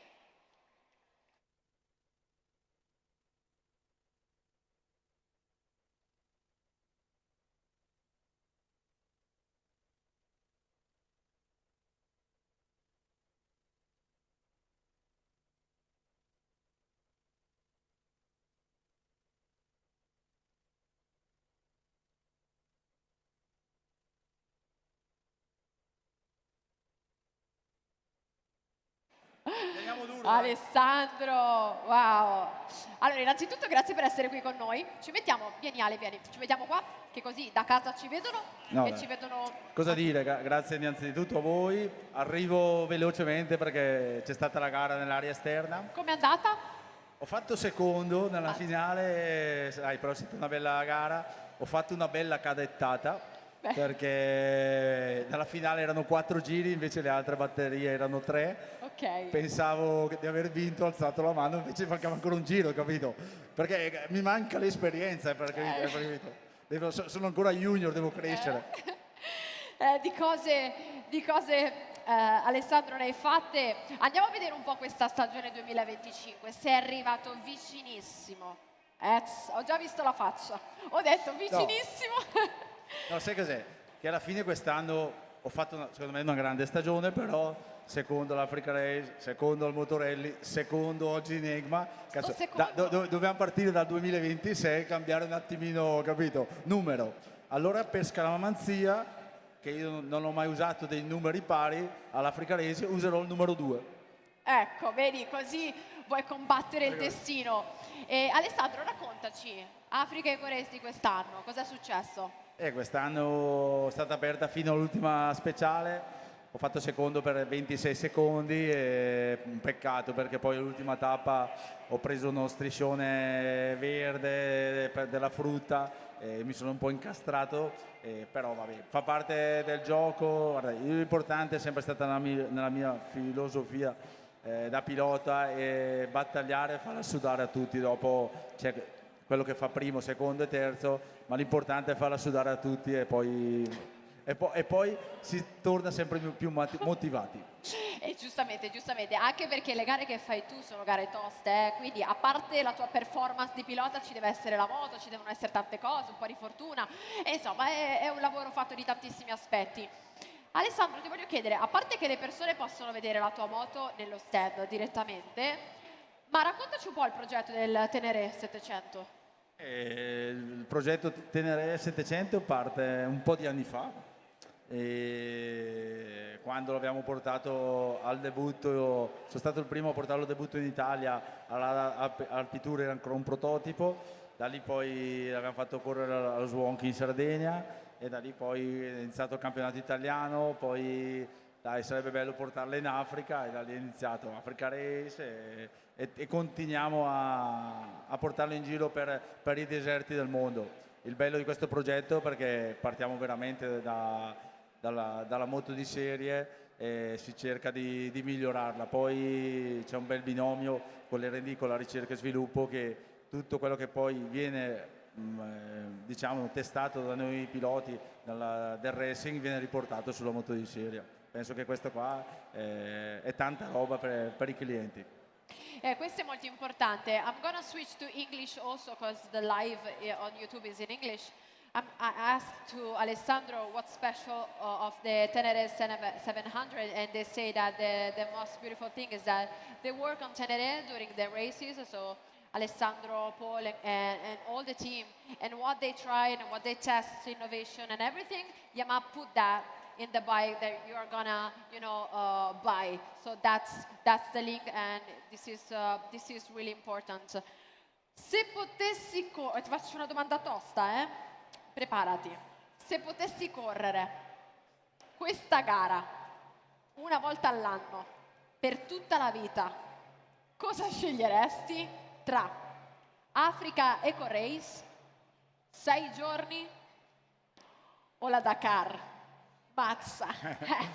Guarda, ti dico, le mettiamo in ordine per numeri. Di 6 giorni ne ho fatte 16. Mannaggia. 12 in nazionale, 11 in trofeo e una ancora da junior. Di Dakar ne ho fatte 7. Mazza. Quali hai fatto? In che posti? Dal 2012 fino al 2018, ok, in Sud America. Una delle più belle, mi hanno detto. Sì, molto belle, Cile, Bolivia e tutto. Wow. Dai, al debutto avevo fatto 8º, poi mi sono giocato i podi per diversi anni. Sono stato veramente sfortunato alla penultima tappa, quando mi stavo ancora anche giocando la vittoria perché ero terzo, partivo terzo e avevo preso Ruben Faria che era secondo, gli avevo mangiato 5 minuti, che lui era avanti di me di 3 e finendo così avrei finito addirittura anche secondo, però vabbè, fanno parte delle gare e ho rotto il motore a 90 km dalla fine. Poi da lì vabbè, sono stato un po' sfortunato. Poi ho fatto 5 Africa Race, e 2 ne ho vinte, 2 ho fatto secondo e una sono arrivato al traguardo con molte difficoltà. Ho dormito nel deserto, recuperato la moto di notte, ma perché non volevo mollare e ho finito. E mi hai fatto però una bella domanda, quale deciderei?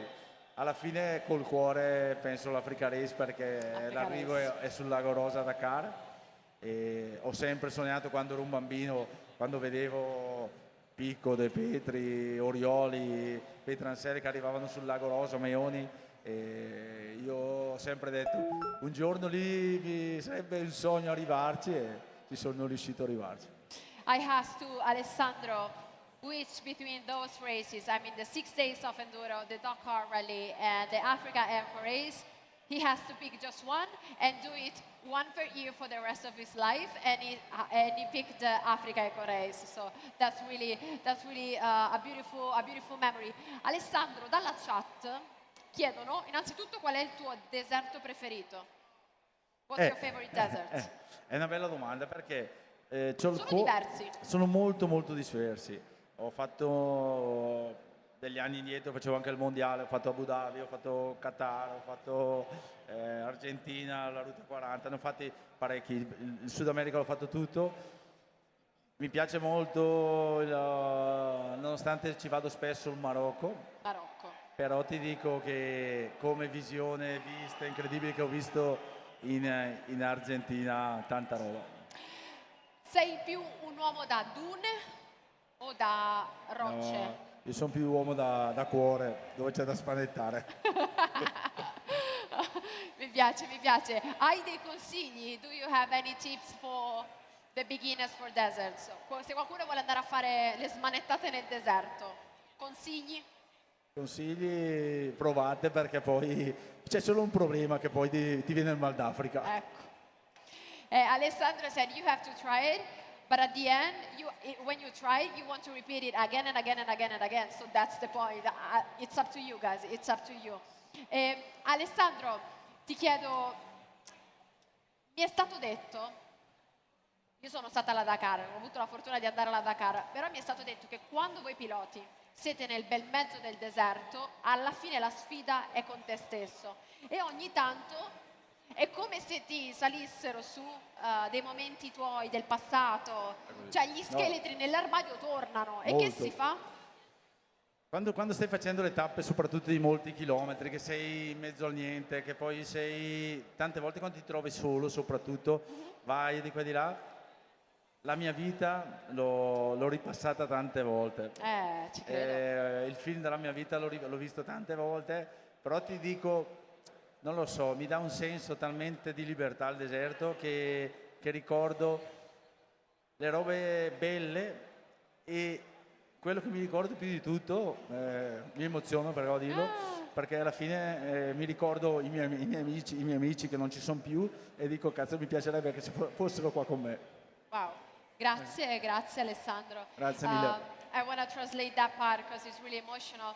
I asked Alessandro, because I have the chance to go to the Dakar last year, and so many riders say to me that when you go to the desert, when you are in the desert by yourself, it's the challenge is between you and yourself. You know what I mean? So doubts just came out, fear came out, your past came out, and you have to face that with yourself. And I asked Alessandro, how did you manage that? And Alessandro said to me, yes, in the desert you are alone. You face also this sense of freedom in the desert. But the thing that gets emotional so much, as you can see, and that's amazing, that's so beautiful. When he is in the desert, he thought about the friends that lost their life in the desert as well. So there's something really, really emotional about the friends that are not here anymore. So, wow Alessandro, grazie innanzitutto, ti voglio ringraziare, ti voglio chiedere, ci puoi raccontare un aneddoto, cioè una roba pazza che ti è successa nel deserto e che però ti porti nel cuore? Guarda, Tante. Una cosa che l'ho già raccontata una volta, è tutto che c'ho nel cuore. Io in Marocco vado tanto e passavo tante volte dove c'erano delle tende barbare, c'era un ragazzo con delle stampelle di legno senza una gamba e tutte le volte che passavo, perché ci salutano, perché poi sei in mezzo a niente, dicevo, cavolo, con tutte le stampelle che ho a casa, perché di infortuni ne ho avuti, dico, cavoli, un paio di stampelle dovevo portarle. E poi andavo, mi dimenticavo sempre di portare i pensieri che abbiamo e tutto, e un giorno ero in Marocco in macchina, ho visto delle stampelle fuori che le vendevano, e gli ho detto al taxista, fermati, fermati, ho comprato queste stampelle. Poi bello. il giorno che ho visto che il roadbook passava di lì, l'ho messa nel camelback, mi ricordo perché c'era Adrien Van Bever, l'avevamo compagna, eravamo io, lui e De Sultré. Metto dentro le stampelle e mi hanno detto, ma cosa stai facendo? No, ma dopo 80-90 km c'è un paesino che devo fermarmi, devo dargliele. E mi sono fermato e glielo date. Cazzo, vedere il sorriso di questo ragazzo che camminava con le stampelle è stata una roba incredibile. Wow, è bellissimo. I have to translate that part as well.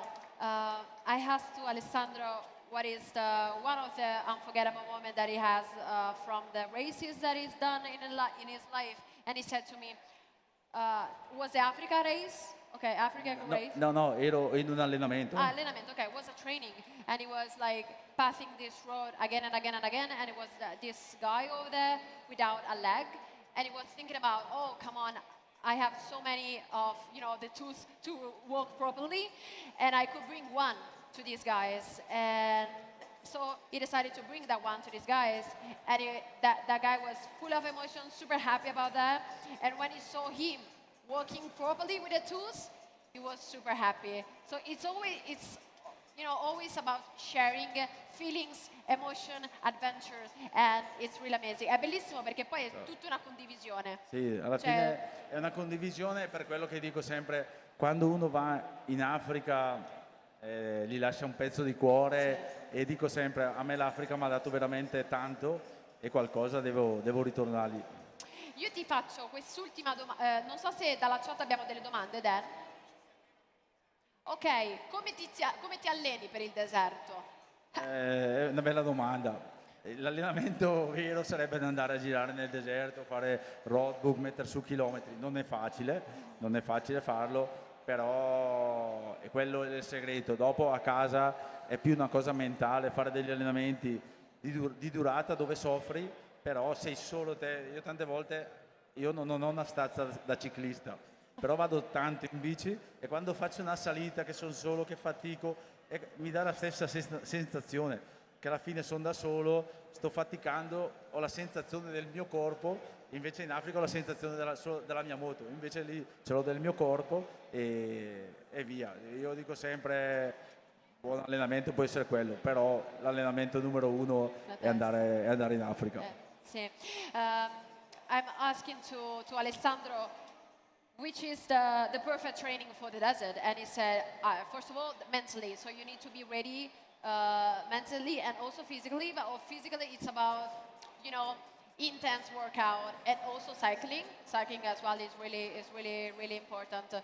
Ti voglio chiedere, Alessandro, cosa diresti al te di tanto tempo fa, quando ancora non facevi tutto ciò? Non saprei.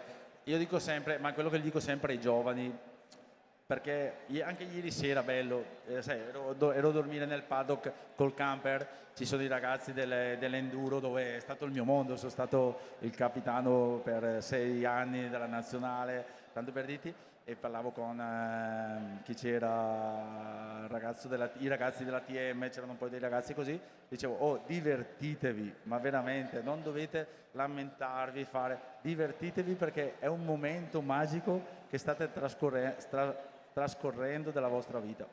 È vero.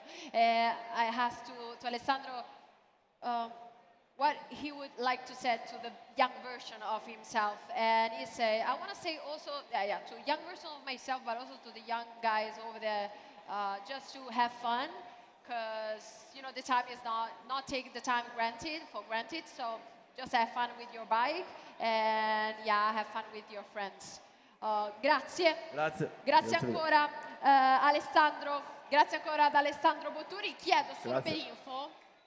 Ok, perfetto, ci sarà la sessione autografi di Alessandro là in fondo. So guys, if you want to have and meet and have the chance to meet Alessandro, the signing session will be over there at the stand. So applausi per Alessandro Botturi. Grazie Alessandro. Grazie per essere stato qui con noi. Wow, che racconti fantastici.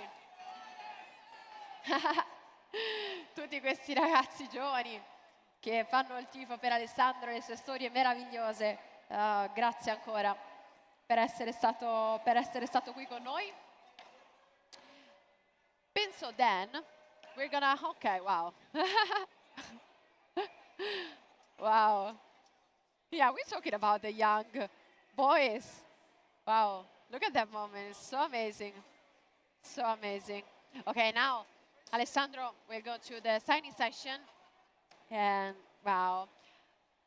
Can I say, I don't know if chat, please let me know, did you catch the moment when it was emotional? I had goosebumps a little bit, because, you know, these stories are such, you know, emotional, amazing, unforgettable. I went to the Dakar, so I know the feeling of the desert, this huge space, endless space, but you are, you know, by yourself, alone outside, and for sure, we're talking about some races that are really, really, really, really dangerous. I mean, guys, they are super fast with their bike in this desert, and they have a rock, big stone everywhere, and also dune. So, for example, you just go up on the dune, but you can't even see the down, you know, the end of the dune as well. So it's really, you know, dangerous, tough, but at the same time, you know, so wow, so emotional. So we're gonna starting to get closer to the end of this live stream, first day of live stream. I want to do with you guys a quick recap of what we have done today, what we have seen today, what we have heard today.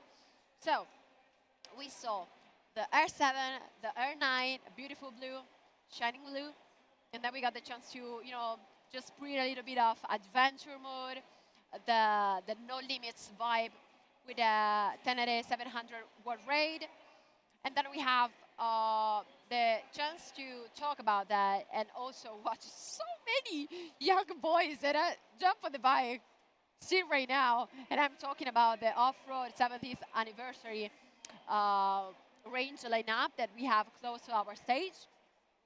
And then we have the chance to, you know, talk about a little more about the 70th anniversary of Yamaha. So the YA1, close to me here, the first step in that huge history, in this huge heritage for Yamaha. And then we talk about, you know, the shop here.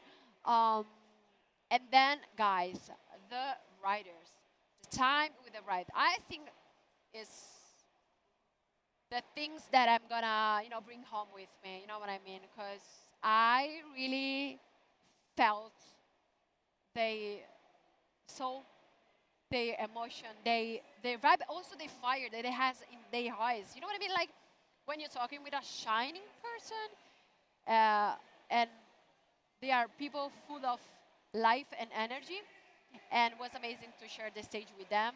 And I hope that you really love the chat with the guys from the HWC endurance race, Maxime Renault as a gifting for the, you know, motocross MX World. And then we have the fantastic and weird moment with Rocco Siffredi and the legend, the living legend, I mean, Giacomo Agostini.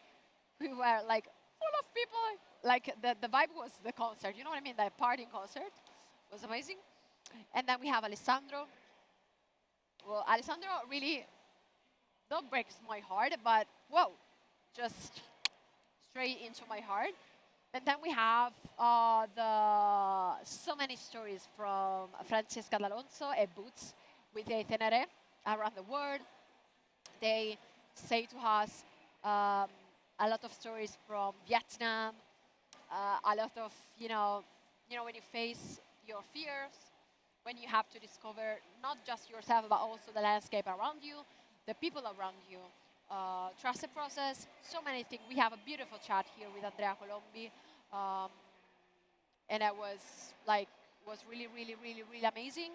Also because we talk about the DNA of Yamaha, the DNA, the vision for the future, their past, and also what they want to do with the present, which is the most important thing, guys, the present. So we are coming to the end of our live. I want to remember to you, we're going to be in live also tomorrow, last day tomorrow, so last stint of this entrance super live stream from EICMA 2025 Yamaha stand, Pavilion 10. Please, if you are here in Milan, come and join us in real life here. We are waiting for you. Tomorrow we're going to have so many riders. Spoiler, Andrea Dovizioso. Yes, I'm ready for it. We're going to have the World Superbike riders. And I can't say more. Just sneak peek, but not too much spoiler. We're going to start the live tomorrow at... Then what time tomorrow? Hey, you're not ready for that. Okay, tomorrow, 10:30 a.m. We are waiting for you. So I think bring the alerts, the alarm, everything. Just remember that time tomorrow. We're going to do the same thing as today. So a little bit live stream in the morning, lunch break, and then we'll continue in the afternoon. Guys, keep updated, keep posted with the Yamaha channel, so Instagram and whatever, just to see what happens here at the stand till tonight and also till the rest of EICMA. Grazie mille, chat. Thank you so much, chat. See you tomorrow and have a beautiful end of the day.